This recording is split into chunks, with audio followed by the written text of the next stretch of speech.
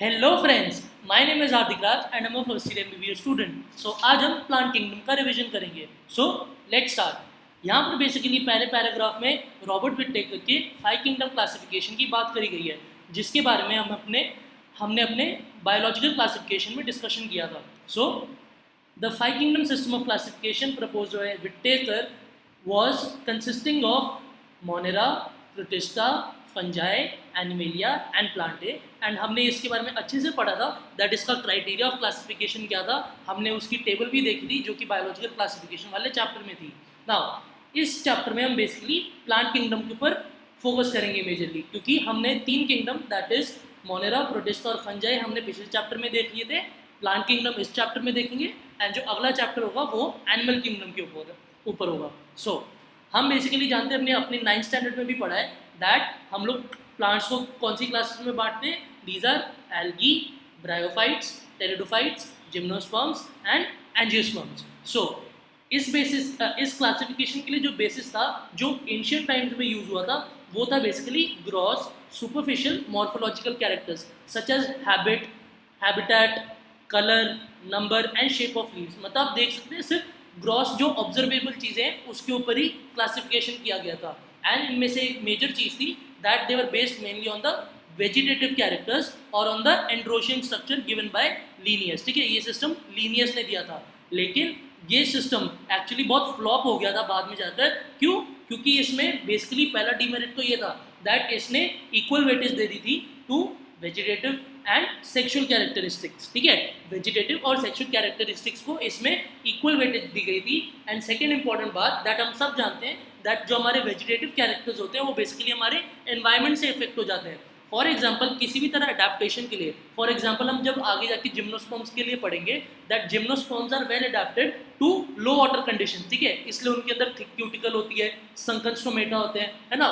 ये सारी conditions change लाई उनकी मॉर्फोलॉजी के अंदर, एंड हेंस हम जान सकते हैं that vegetative characters are easily affected by the environment. Hence ये सिस्टम फ्लॉप हो गया था। नेक्स्ट सिस्टम आया था नेचुरल सिस्टम ऑफ क्लासिफिकेशन। ठीक है, इसकी बात हमने पहले भी करी थी that according to the natural system of classification हमारा जो कि बैंथम एंड हुकर ने दिया था, उसी के हिसाब से हमारी हर्बेरियम शीट्स को एक हर्बेरियम के अंदर रखा गया था।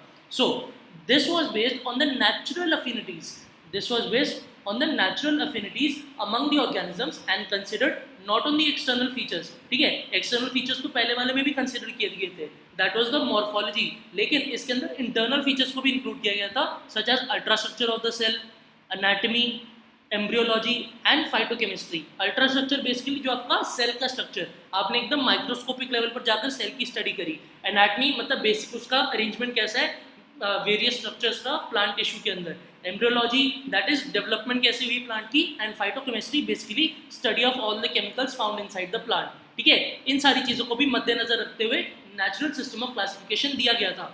लेकिन इसमें हमने अभी तक एक चीज़ पढ़ी नहीं है that is phylogeny, that is evolutionary relationships को अभी तक कंसिडर नहीं किया गया है in the classification system we have read till now. Hence इसको इंक्लूड करना बहुत इंपॉर्टेंट है, क्योंकि हम सब जानते हैं that descent with modification that is evolution, descent with modification that is evolution is the most important criteria for establishing any relationship for classifying the organisms। ठीक है, तख्ताजान नाम के एक साइंटिस्ट थे जिन्होंने बोला था classification without phylogeny, classification without phylogeny is like bone without flash.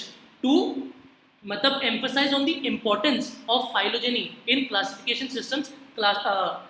तख्ताजान ने ये स्टेटमेंट दी थी। ठीक है, ये भी बहुत पहले का क्वेश्चन हुआ करता था, आज के टाइम में इतना इंपॉर्टेंट नहीं है ये। So at present the phylogenetic system of classification based on the evolutionary relationships between the various organisms is acceptable. ठीक है, इसमें बेसिकली और भी टाइप्स आते हैं। For example numerical taxonomy. Numerical taxonomy में बेसिकली क्या होता है, नंबर और कोड असाइन किए जाते हैं टू एवरी ऑब्जर्वेबल कैरेक्टर। ठीक है, नंबर और कोड असाइन किए जाते हैं to every observable character, and इसका एक पूरा डेटा शीट कंप्यूटर के अंदर स्टोर किया जाता है ना। इसी को हम न्यूमेरिकल टैक्सोनॉमी कहते हैं ना। साइटोटैक्सोनॉमी होता है basically chromosome number, structure and उसके बिहेवियर के बेसिस पर, मतलब क्रोमोसोम का कितना नंबर है, डिप्लॉयड है, हैप्लॉयड है, उसका स्ट्रक्चर कैसा, ठीक है, बड़ा छोटा कैसा स्ट्रक्चर है, उसका बिहेवियर मतलब जब प्लांट डिवाइड मतलब प्लांट सेल जब डिवाइड कर रही है, मियोसिस हो रहा है, माइटोसिस हो रहा है, तो क्या बिहेवियर हो रहा है उसको क्रोमोसोम का। ये सारी स्टडी हम करते हैं under the branch known as cytotaxonomy. Cyto का मतलब सेल, टैक्सोनॉमी मतलब classification according to certain set of rules. Chemotaxonomy, chemo मतलब केमिकल से रिलेटेड कुछ होगा, so chemotaxonomy uses the chemical constituents of plant to resolve the confusion, also use by taxonomist these days, ठीक है। And इसका सबसे बढ़िया एग्जांपल हमने पिछले चैप्टर में भी बात करी थी, that is biological classification, that इसका सबसे बढ़िया एग्जांपल है सेल वॉल, ठीक है। सेल वॉल के बेसिस पर बेसिकली जब अर्लियर सिस्टम ऑफ क्लासिफिकेशन थे तो लोगों ने बोल दिया था दैट सेल वॉल होगा तो प्लांट सेल, सेल वॉल नहीं होगा तो एनिमल सेल, ठीक है। इसी बेसिस पर बैक्टीरिया भी प्लांट्स के अंदर आ गए थे, ठीक है, आपके फंजाई भी प्लांट्स के अंदर आ गए थे, एनिमल्स के अंदर आपके अमीबा भी आ गए थे, पैरामीशियम भी आ गए थे, जिनके अंदर सेल वॉल नहीं थी। लेकिन बाद में जाकर हमें पता चला दैट हर एक किंगडम में, हर एक डोमेन में, ठीक है, आपकी अलग अलग टाइप की सेल वॉल होती है, ठीक है। फॉर एग्जांपल हमने पढ़ा था यू बैक्टीरिया, यू बैक्टीरिया में पेप्टिडोग्लाइकिन की सेल वॉल थी, ठीक है, म्यूरिन की सेल वॉल थी, लेकिन आर्की बैक्टीरिया के अंदर स्यूडोम्यूरिन की थी। देन प्रोटिस्टा के अंदर आपकी बेसिकली नॉर्मल सेल वॉल ही थी। देन आपका आता है प्लांट्स, जिनको हम जानते हैं हायर प्लांट्स, उनके अंदर सेलुलोजिक सेल वॉल थी, बीटा डी ग्लूकोज के पॉलीमर की, है ना। एंड फंजाई के अंदर थी chitinous cell wall, and animals के अंदर एब्सेंट थी, है ना।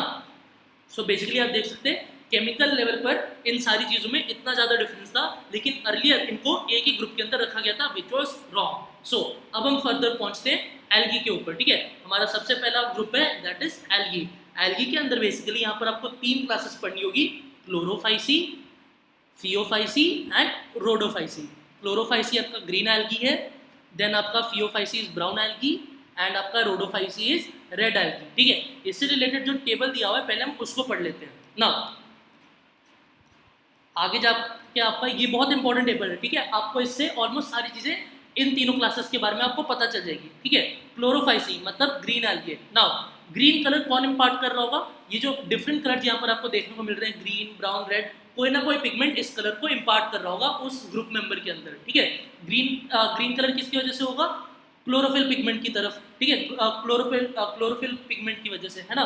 सो ग्रीन एल्गी के अंदर होगा chlorophyll a and b, Phaeophyceae में होगा basically chlorophyll a and c, and Rhodophyceae के अंदर होगा chlorophyll a and d. So आप इसको याद कर सकते हैं A B A C A D, या फिर ए एंड देन आप बी सी डी मतलब डाउनवर्ड्स लगा दें, लेकिन आपको ऑर्डर याद रखना पड़ेगा दैट पहले Chlorophyceae, then Phaeophyceae and then Rhodophyceae, ठीक है। लेकिन ब्राउन कलर किसकी वजह से आया फियोफाइसी के अंदर, that is due to a carotenoid known as fucoxanthin, ठीक है, फ्यूकोजैंथिन।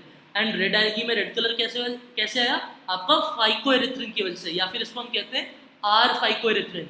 जैसे कि हमने ब्लू ग्रीन एल्गी में देखा है दैट उसका ब्लू ग्रीन कलर किसकी वजह से आता है, ठीक है, ब्लू ग्रीन कलर किसकी वजह से आता है, एक तो क्लोरोफिल तो होगा ही होगा, क्लोरोफिल ए तो होगा ही होगा, प्लस उसके अलावा होता है सी फाइकोसाइनिन, सी फाइकोसाइनिन होता है हमारा ब्लू ग्रीन एल्गी के अंदर। लेकिन रोडोफाइसी के अंदर आपका देखने को मिल रहा है आर फाइकोएरिथ्रिन।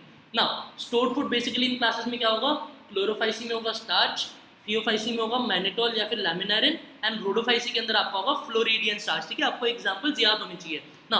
सेल वॉल सबके अंदर बेसिकली सेलुलोज की होगी, लेकिन हम आगे जाके अभी पढ़ेंगे दैट जो एल्गी का इकोनॉमिक इंपॉर्टेंस होता है उसमें हम देखेंगे दैट हमें एल्जिन नाम का हाइड्रोकोलॉइड, एल्जिन नाम का हाइड्रोकोलॉइड हमें बेसिकली फियोफाइसी से मिलता है, ठीक है।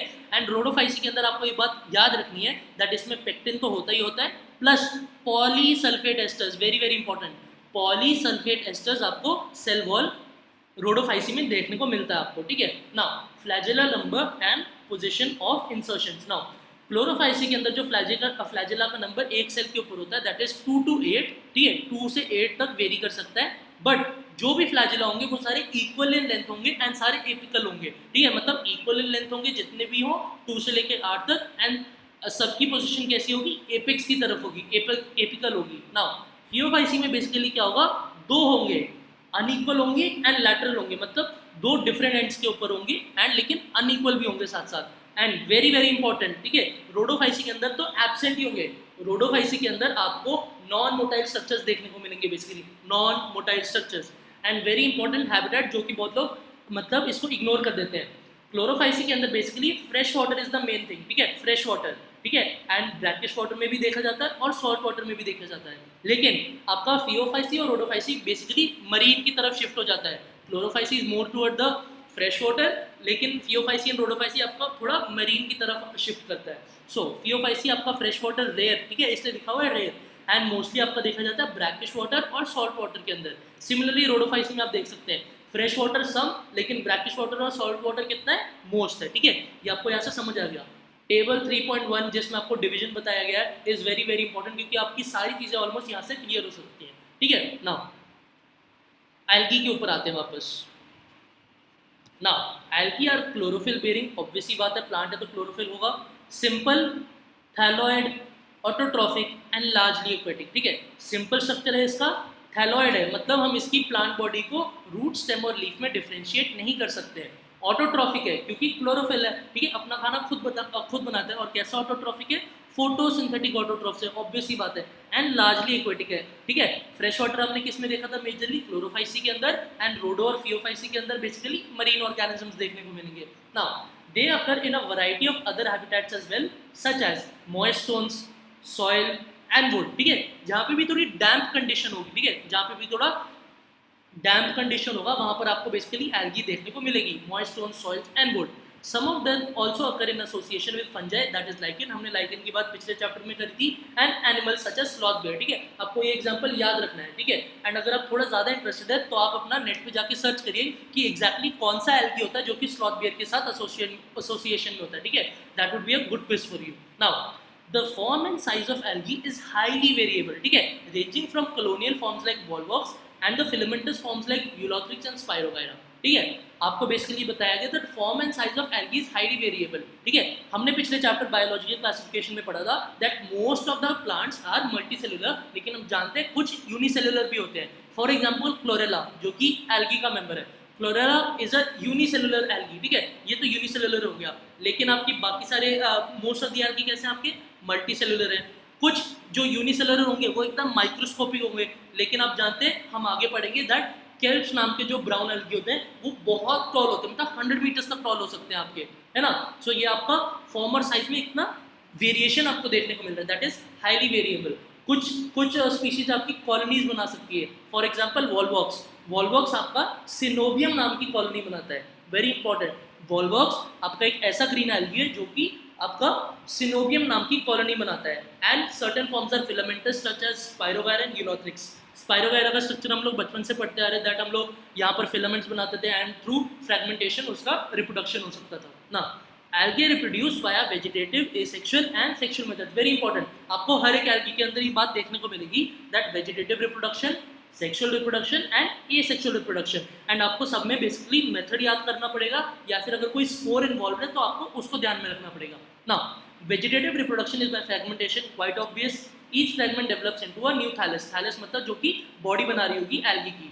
Asexual reproduction is by the production of different types of spores, the most common being zoospores। Asexual reproduction is by zoospores, है ना। And zoospores को आपकी क्या definition दी हुई है, that these are flagellated, these are motile and on germination these give rise to new plants। ठीक है, zoospore आपके asexual spores हैं जो कि flagellated होते हैं, that is motile होते हैं, and on germination they give rise to the new plant। And the sexual reproduction takes place through the fusion of two gametes, quite obvious। ठीक है, these gametes, यहाँ पर एक इंपॉर्टेंट पॉइंट आता है that sexual reproduction जब दो gametes के फ्यूजन पर होता है, इन दो गेमेट्स के नेचर पर ही different types of sexual reproduction को बताया जाता है ना। फर्स्ट होता है isogamous. Isogamous basically means that the two fusing gametes are basically similar in morphology and also in function। ठीक है, दोनों के दोनों मोटाइल होंगे एंड आपके दोनों के दोनों सिमिलर होंगे देखने में, है ना। दोनों के पास फ्लैजिला होगा, दोनों के दोनों आपको सेम दिखेंगे। ठीक है, इसे हम कहते हैं आइसोगैमस। एंड एक और होता है that is known as anisogamous. Anisogamy basically क्या होती है, that an means an iso मतलब कोई डिसिमिलैरिटी है इनके बीच में, that is the two fusing gametes basically look dissimilar in morphology and are dissimilar in their functionality as well. मतलब एक छोटा होगा, एक बड़ा होगा, एक ज़्यादा मोटाइल होगा और एक कम मोटाइल होगा, इसी को हम एनाइसोगैमी कहते हैं। एंड लास्ट की आता है oogamy. Oogamy is the most advance form of sexual reproduction seen in algae, that is एक होगा छोटा, एक होगा बड़ा, लेकिन एक कंप्लीटली मोटाइल होगा, बहुत ज़्यादा हाइपर मोटाइल होगा, एंड एक कंप्लीटली आपका नॉन मोटाइल होगा। जो बड़ा नॉन मोटाइल स्ट्रक्चर होगा हम उसे एग बोलेंगे, जो छोटा हाइपर मोटाइल स्ट्रक्चर होगा उसे हम स्पर्म बोलेंगे, एंड इसी के फ्यूजन को हम ऊगैमी कहते हैं, है ना। लेकिन यहाँ पर एक इंपॉर्टेंट पॉइंट एक और आता है दैट आइसोगैमस के अंदर भी हमने बोला था सिमिलर दिखने चाहिए एंड सिमिलर फंक्शनली भी होने चाहिए, लेकिन इसमें ये जरूरी नहीं है दैट मॉर्फोलॉजिकली अगर सिमिलर है तो फ्लैजिला होना ही चाहिए। सपोज दो गैमीट्स है, दोनों मॉर्फोलॉजिकली सिमिलर है लेकिन दोनों के अंदर ही फ्लैजिला नहीं है, मतलब दोनों ही नॉन मोटाइल है। तो ऐसा एग्जाम्पल बेसिकली हमें देखने को मिलता है स्पायरोगायरा के अंदर, वेरी वेरी इंपॉर्टेंट। यूलोथ्रिक्स के अंदर आपको दोनों फ्लैजिलेटेड आइसोगैमी देखने को मिलेगी, लेकिन स्पायरोगायरा के अंदर बेसिकली जो दोनों गैमीट्स होंगे वो नॉन फ्लैजिलेटेड और नॉन मोटाइल होंगे। तो आपको एग्जांपल याद रखना है। सो आप बोलेंगे अगर दोनों चीजें नॉन मोटाइल है तो एक स्ट्रक्चर दूसरे स्ट्रक्चर के पास कैसे पहुंचेगा? बेसिकली एक गैमीट उनमें से अमीबॉइड मूवमेंट करते हुए दूसरे की तरफ पहुंचता है, एक गैमीट अमीबॉइड मूवमेंट करते हुए दूसरे की तरफ पहुंचता है, इसलिए हम इसे मॉर्फोलॉजिकल आइसोगैमी लेकिन फिजियोलॉजिकल एनाइसोगैमी कहते हैं। वेरी वेरी इंपॉर्टेंट, बहुत पुराना क्वेश्चन हुआ करता था आपका एपीएमटी का, ठीक है। स्पायरोगायरा के अंदर बेसिकली आपको मॉर्फोलॉजिकल आइसोगैमी लेकिन फिजियोलॉजिकली एनाइसोगैमी देखने को मिलती है, वेरी वेरी इंपॉर्टेंट। एंड आपका जो न्यू एग्जांपल न्यू एनसीईआरटी में दिया हुआ है that is Eudorina in anisogamy, and next is oogamy that is Volvox and Fucus. Now let's move forward. यहाँ पर बेसिकली आपको एग्जांपल्स दिए हुए हैं। ग्रीन एल्गी का आपको दिया हुआ है Volvox and Ulothrix, brown algae का आपको दिया हुआ है laminaria, Fucus and Dictyota, laminaria, Fucus and Dictyota, and यहाँ पर आपको रेड एल्गी का दिया हुआ है पोरफायरा एंड पॉलीसाइफोनिया। मैंने आपको बताया था वॉल्वॉक्स की कॉलोनी को हम क्या कहते हैं, हम उसे कहते हैं सिनोबियम। आप देख सकते हैं एक पेरेंट कॉलोनी है जो बड़ा वाला बॉल है, उसके अंदर कुछ छोटे बॉल्स भी देखने को मिल रहे हैं, that is daughter colony, and बाकी सारे जो उसके मेंबर्स है कॉलोनी के। यहाँ पर आप यूलोथ्रिक्स देख सकते हैं ना, हमने बात करी थी that Ulothrix is filamentous and hence it can divide vegetatively via fragmentation. Now यहाँ पर हम देख रहे हैं लैमिनेरिया को, ठीक है, लैमिनेरिया है ना, हाँ this is laminaria. Now brown algae के अंदर बेसिकली आपको एक चीज कॉमन देखने को मिलेगी दैट सिंस ब्राउन एल्गी आपको मोस्टली मराइन वाटर में देखने को मिलती है एंड हेंस उनको ऐसा एक स्ट्रक्चर चाहिए होता है ताकि वो सॉइल से एकदम जुड़े रहें, ठीक है। ऐसा उन्हें कोई स्ट्रक्चर चाहिए होता है जिसकी वजह से वो सॉइल को बाइंड कर सके, उससे अधेरेंट रह सके, इसे हम कहते हैं hold fast. Now hold fast के ऊपर होते हैं स्टाइप या फिर स्टॉक एंड उससे एक green photosynthetic leaf like structure आपको देखने को मिलता है, लीफ लाइक, ठीक है। ट्रू तो यहाँ पर कुछ नहीं है, लीफ लाइक स्ट्रक्चर देखने को मिलता है जिसे आप फ्रॉन्ड कहते हैं, ठीक है, फ्रॉन्ड। सिमिलरली हम यहाँ पर देख सकते हैं ये किसका एग्जाम्पल है, ये है फ्यूकस। सो फ्यूकस में आपको होल्ड फास्ट देखने को मिलेगा, यहाँ पर आपको midrib and frond and air bladder basically क्या होगा, बॉयंसी प्रोवाइड करने के लिए, एंड दिस इज डिक्टेयोटा में भी आपको स्टाइप देखने को मिल रहा है एंड फ्रॉन्ड देखने को मिल रहा है आपको बेसिकली।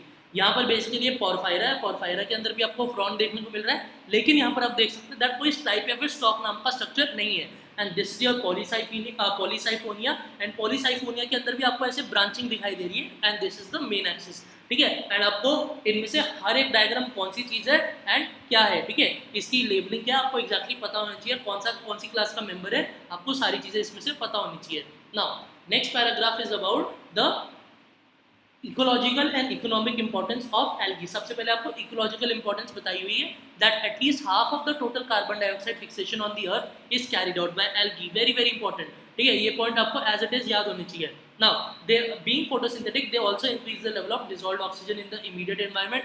Very obvious, ठीक है। एंड आपको यहाँ पर एक बात करी गई है दैट कौन से स्पीशीज एल्गी के बेसिकली फूड के जैसे यूज होते हैं। सो मैं आपको यहाँ पर निमोनिक दे रहा हूँ PLS, प्लीज, ठीक है। हम लोग जब भी टाइप करते हैं तो हम लोग शॉर्ट फॉर्म में यूज करते हैं प्लीज को PLS प्लीज, ठीक है। हम तो Z यूज करते हैं लेकिन मैं आपको S बता रहा हूँ, PLS पोरफायरा, लैमिनेरिया, सार्गासम।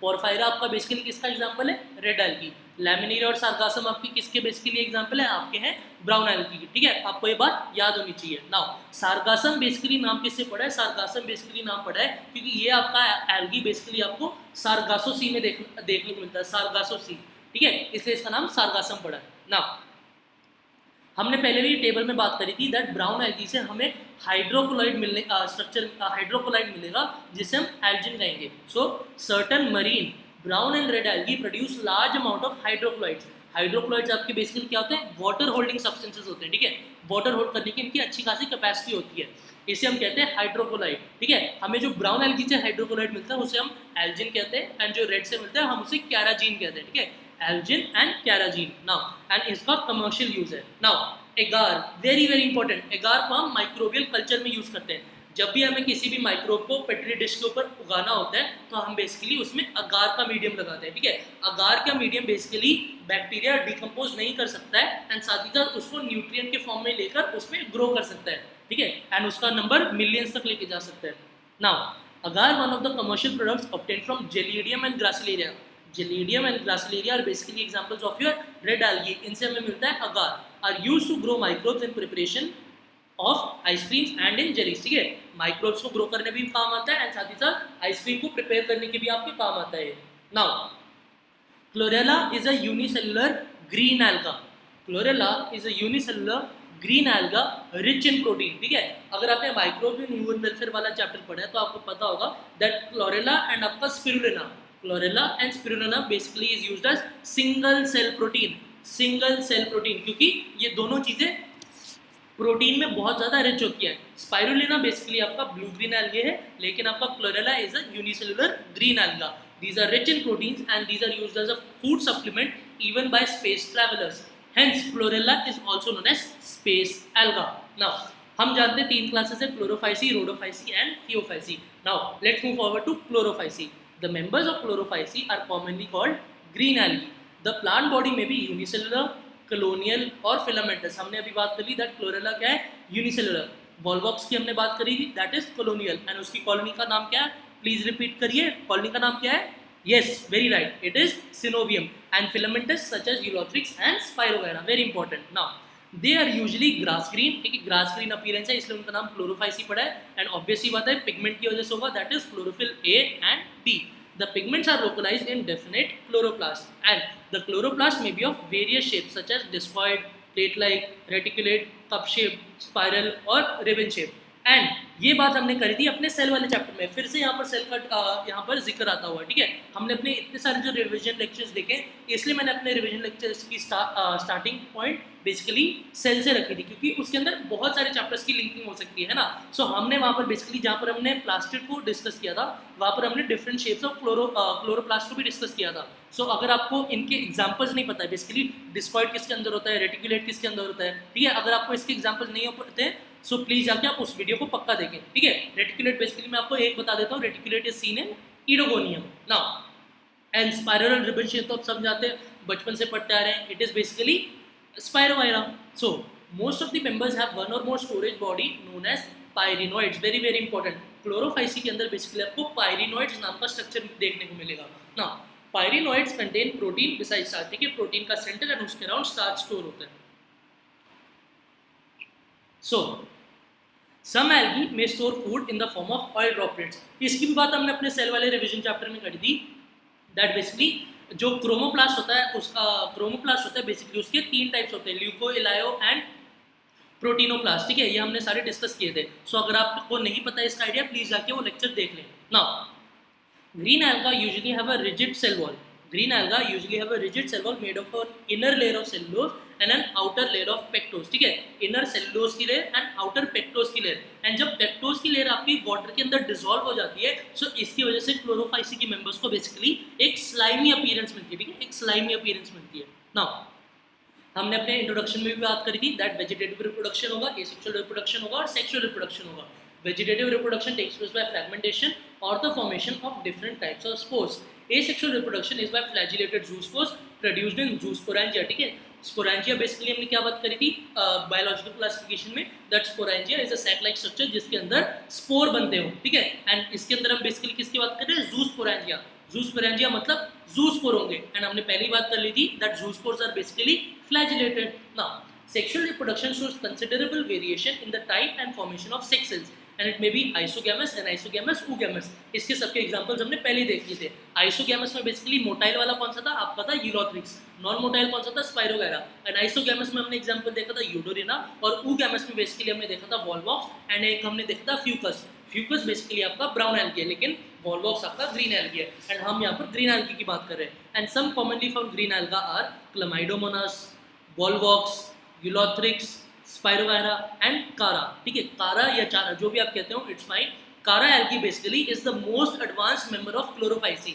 इसके अंदर बेसिकली हमें कैल्शियम कार्बोनेट के कुछ पार्टिकल्स हमें सेल वॉल में देखने को मिलते हैं, कैल्शियम कार्बोनेट के पार्टिकल्स। एंड वेरी इंपॉर्टेंट एक और पॉइंट जो मैं आपको बताने जा रहा हूँ दैट क्लोरोफाइसी की मेंबर्स के अंदर बेसिकली आपका नॉन जैकेटेड सेक्स ऑर्गन्स होते हैं, नॉन जैकेटेड सेक्स ऑर्गन्स। लेकिन चारा बेसिकली, चारा या कारा, it is the connecting link between the Chlorophyceae and the rest of the members of the alga, ठीक है। इसलिए इसके अंदर आपके जैकेटेड सेक्स ऑर्गन्स देखने को मिलता है आपको, जैकेटेड, ठीक है, वेरी इंपॉर्टेंट। इसमें बेसिकली मोस्ट एडवांस क्लोरोफाइसी का मेंबर है, कैल्शियम कार्बोनेट देखने को मिलता है आपको सेल वॉल के अंदर। एंड एक और पॉइंट मैंने बता दिया, बाकी सारे मेंबर्स के अंदर आपका होगा नॉन जैकेटेड सेक्स ऑर्गन, लेकिन इसके अंदर होगा आपका jacketed sex organ. So very important. Now let's move over to Phaeophyce, that is brown algae. These are found primarily in the marine habitats. Very important, हमने पहले भी बात कर ली थी. These show great variation in size and form. हमने बात करी थी दैट केल्प्स नाम के जो ब्राउन एल्गी होते हैं वो बेसिकली बहुत ज़्यादा टॉल हो सकते हैं, ठीक है। They range from the simple branch filamentous form such as Ectocarpus, ठीक है, तीनों वर्ड याद होना चाहिए एक्टोकार्पस के लिए, simple, branch and filamentous. Now to profusely branch forms such as represented by kelps which may reach a height of 100 meters, ठीक है, 100 मीटर्स की हाइट पर आपका केल्प्स पहुंच सकता है। These possess chlorophyll A and C and carotenoids and xanthophylls, ठीक है। आपका बेसिकली एक xanthophil का एग्जांपल जो मैंने आपको बताया था दैट वाज फ्यूकोजैंथिन। फ्यूकोजैंथिन की वजह से आपका बेसिकली ब्राउन कलर आ रहा था ब्राउन एल्गी के अंदर। Now they vary in colour from olive green to various shades of brown, ये इंपॉर्टेंट लाइन है, आपको याद रखनी है, olive green to various shades of brown depending on the amount of xanthophil pigment that is fucoxanthin. Now food stored, हमने बात करी थी लैमिनारिन या फिर मैनिटोल की फॉर्म में इसमें फूड स्टोर होता है। Food is stored as complex carbohydrate which may be in the form of laminarin or mannitol. Vegetative cells have a cellulosic cell wall usually covered on the outside by gelatinous coating of algin.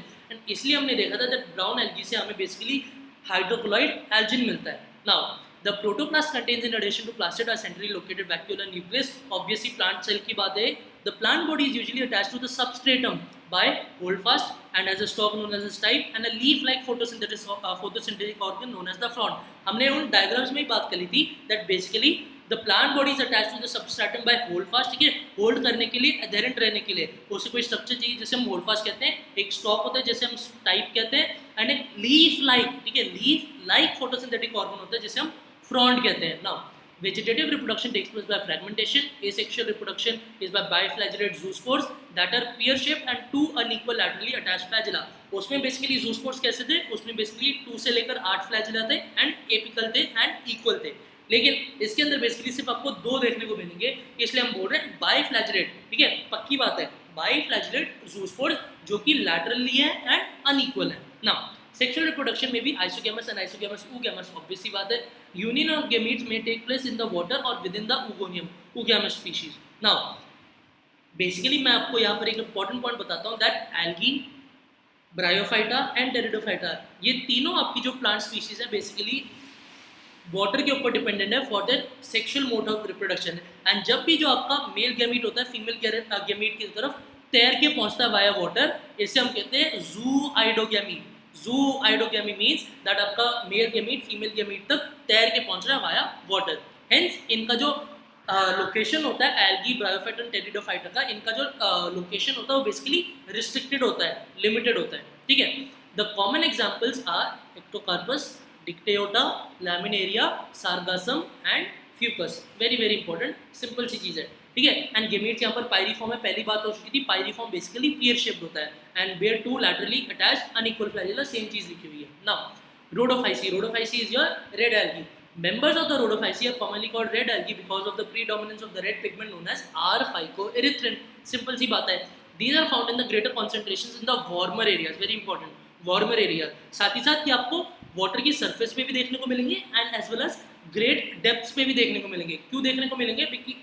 Basically because ये red pigment को दिखा रहे हैं, मतलब ये red light को reflect कर रहे होंगे, है ना, इसलिए मतलब उनकी तरफ हाई एनर्जी जो वेवलेंथ है, हाई एनर्जी वेवलेंथ बेसिकली कौन सी होगी आपकी, ब्लू लाइट होगी, तो ब्लू लाइट को एब्जॉर्ब करके वो रेड लाइट को रिफ्लेक्ट कर रहे हैं, इसलिए ये लोग डेप्थ पर भी देखने को मिल सकते हैं हमें, ठीक है। कॉमन सेंस है ये बात। Now red thalli of most of the red algae are multicellular, very important, these are multicellular and obvious सी बात है, these are the complex body organisation and the food is stored, हमने table में देखा था, it is stored as floridean starch which is very similar to amylopectin and glycogen in nature। हमने अपने biomolecule वाले चैप्टर में बात करी थी that basically glycogen branch structure होता है जिसके अंदर बेसिकली जो लिनियरिटी होती है वो अल्फा 1,4 बॉन्ड्स की वजह से होती है, लेकिन जो आपकी ब्रांच बॉन्ड्स होते हैं वहां पर बेसिकली अल्फा 1,6 बॉन्ड्स प्रेजेंट होते हैं, ठीक है, very important. Now red algae usually reproduce vegetatively via fragmentation, they reproduce asexually via non motile spores, हमने बात करी थी that flagella are absent in the rhodophysi, hence they reproduce asexually via non-motile spores and sexually also by non-motile spores, non-motile gametes है, ठीक है, non-motile gametes। sexual reproduction is oogamous, very important, it is oogamous and accompanied by complex post fertilization developments, ठीक है। यहाँ पर ये basically simple सी ये line लिख दी गई है, लेकिन हमें पता होना चाहिए that what is involved in this complex post fertilization development is that basically there is a formation of a structure known as carpospore, CARPO spore, carpospore, basically carpospore बनता है आपका रेड एल्गी के अंदर, बेसिकली सच एज बिट्रैकोस्पर्मम में भी आपका carpospore बनता है, ठीक है। It is a very important example, Batrachospermum. Batrachospermum basically आपका एक ऐसा रेड एल्गी है जो कि रेड कलर में नहीं होता है, ठीक है, वेरी इंपॉर्टेंट एक्सेप्शन। बिट्रैकोस्पर्मम आपका एक रेड एल्गी है जो कि रेड कलर में नहीं होता है, it is basically greenish blue colour का होता है, ग्रीनिश ब्लू कलर का होता है वो, ठीक है। The common members are Polysiphonia, Porphyra, Gracilaria and Gelidium. हमने देखा था ग्लाइसिलेरिया और जेलिडियम से बेसिकली आपका अगार मीडियम बन रहा था, एंड पॉलीसाइफोनिया और पोरफायरा का डायग्राम हमने पहले ही देख लिया था। नाउ यहाँ पर आपका एल्गी खत्म होता है, हमने क्या देख लिया, क्लोरोफाइसी, फियोफाइसी, रोडोफाइसी, हमने देख लिया पिगमेंट का क्या डिफरेंस है, किस फॉर्म में वहाँ पर चीज़ें स्टोर हो रही हैं, ठीक है, लैमिनारिना मैनिटोला क्या है, ठीक है। हमने बेसिकली देख लिया क्लोरोफाइसी में आउटर अपीयरेंस स्लाइमी की होती है, हमने देख लिया फ्यूकोजैंथन कहाँ पर प्रेजेंट है, ठीक है। हमने साथ ही साथ देख लिया पॉलीसल्फेट एस्टर्स हमें किसकी सेल वॉल में देखने को मिलते हैं, हमने देख लिया बेसिकली हैबिटेट में क्या डिफरेंस है, फ्रेश वाटर में कौन मेजरली पाया जाता है एंड मरीन वाटर में बेसिकली कौन सा पाया जाता है, इनके एग्जाम्पल्स देखे, हमने मोड्स ऑफ रिप्रोडक्शन को देखा, ठीक है। इसी सारी चीज़ों को आपको बेसिकली ध्यान रखना है जब आप रिवाइज करते हैं किसी भी चीज़ को। ना let's move forward and come to bryophytes. Bryophytes के अंदर बेसिकली आपकी दो क्लासेस होती है, mosses and liverworts, and these are basically found in moist shady area in the hills, moist shady area in the hills। And यहाँ पर मैं आपको एक अच्छा सा ट्रिक बता देता हूँ दैट बेसिकली आपका जो ब्रायोफाइट एंड टेरिडोफाइट होता है, बेसिकली यहाँ पर हैबिटेट होता है, हैबिटेट में यहाँ पर क्या चलती है, सीडीज चलती है। जैसे सपोज हम लोग बच्चे थे, हम लोग लाते थे GTA Vice City की सीडी लाते थे, सो यहाँ पर मैं प्लूरल फॉर्म यूज कर रहा हूँ, सीडीज, CDS, सीडीज चलती है ब्रायोफाइट और टेरिडोफाइट में। सीडीज का मतलब क्या है, बेसिकली इनका जो हैबिटेट होता है वो होता है कूल, डैम्प, शेडी, कूल, डैम्प, शेडी, इनका हैबिटेट होता है। सो ब्रायोफाइट और टेरिडोफाइट में बेसिकली आपको यही चीज देखने को मिलेगी। नाउ यहाँ पर बेसिकली आपको एग्जांपल दिया हुआ है about Marchantia that is a liverwort and Funaria that is a moss, ठीक है। आपको ये सारे डायग्राम्स पता होने चाहिए।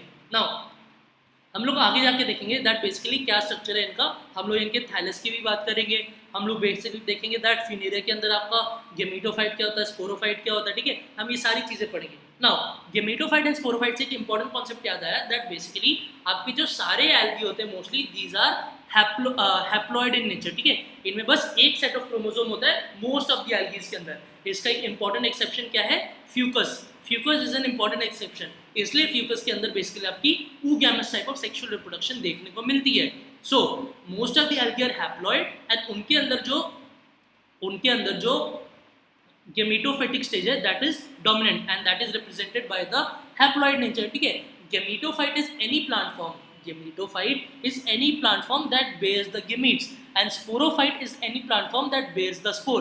गेमेटोफाइट से आपका गेमीट बनेगा जो कि हैप्लॉइड नेचर के होंगे, स्पोरोफाइट से बेसिकली आपका स्पोर बनेगा। Sporophyte is a diploid plant form, sporophyte is a diploid plant form and हमने बोला sporophyte is what, any plant form that bears the spore, and हम सब जानते हैं that spore basically haploid nature का होगा। सो स्पोरोफाइट के अंदर बेसिकली कुछ स्पोर मदर सेल्स होंगी जो कि डिप्लॉयड नेचर की होंगी, उनके अंदर होगा meiosis that is reductional division and जिससे हमारा बनेगा क्या, स्पोर बनेगा।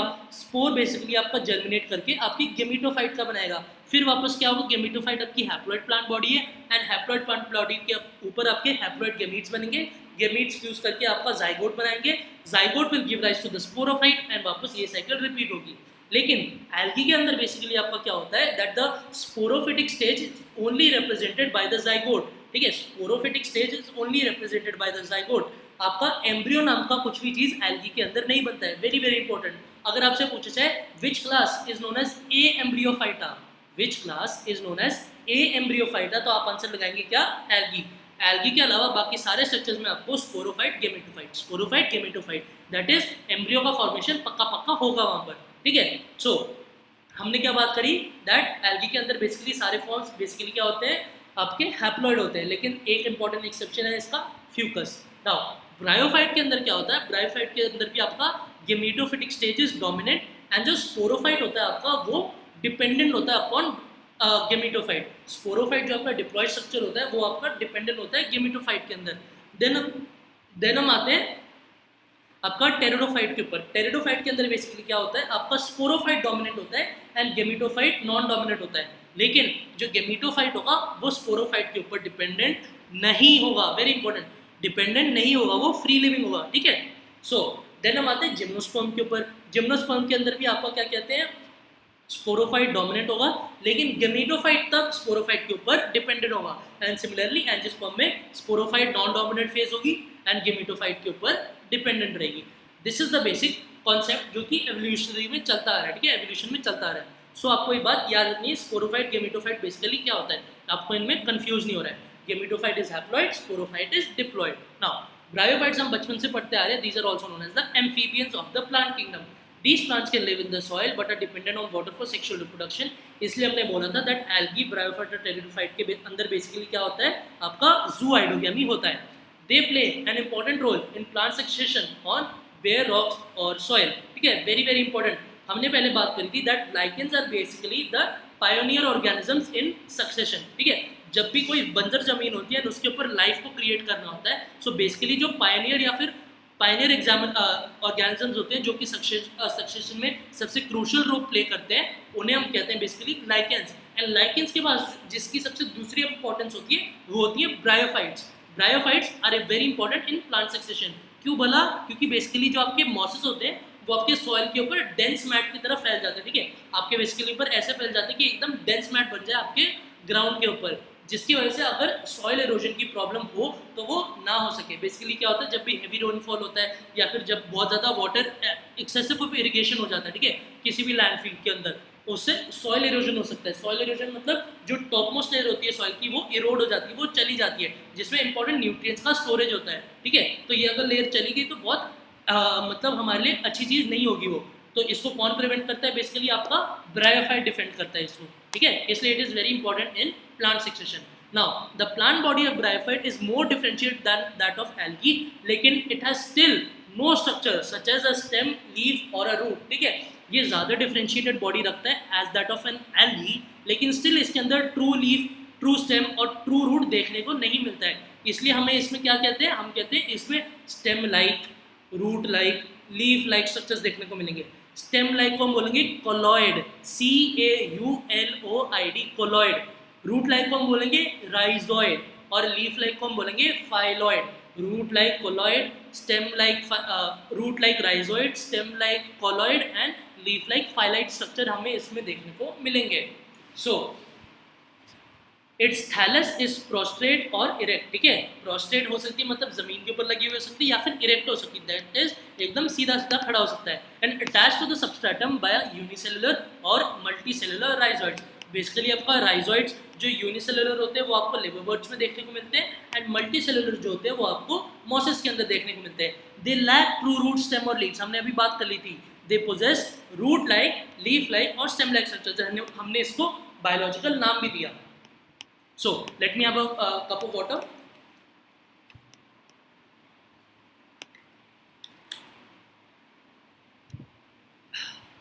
Let's continue. So the main plant body of the bryophyte is haploid, हमने अभी बात कर ली थी that basically gametophytic जो स्टेज होती है वो आपकी डोमिनेंट स्टेज होती है, एंड जो स्पोरोफिटिक स्टेज होती है वो आपकी नॉन डोमिनेंट स्टेज होती है ना।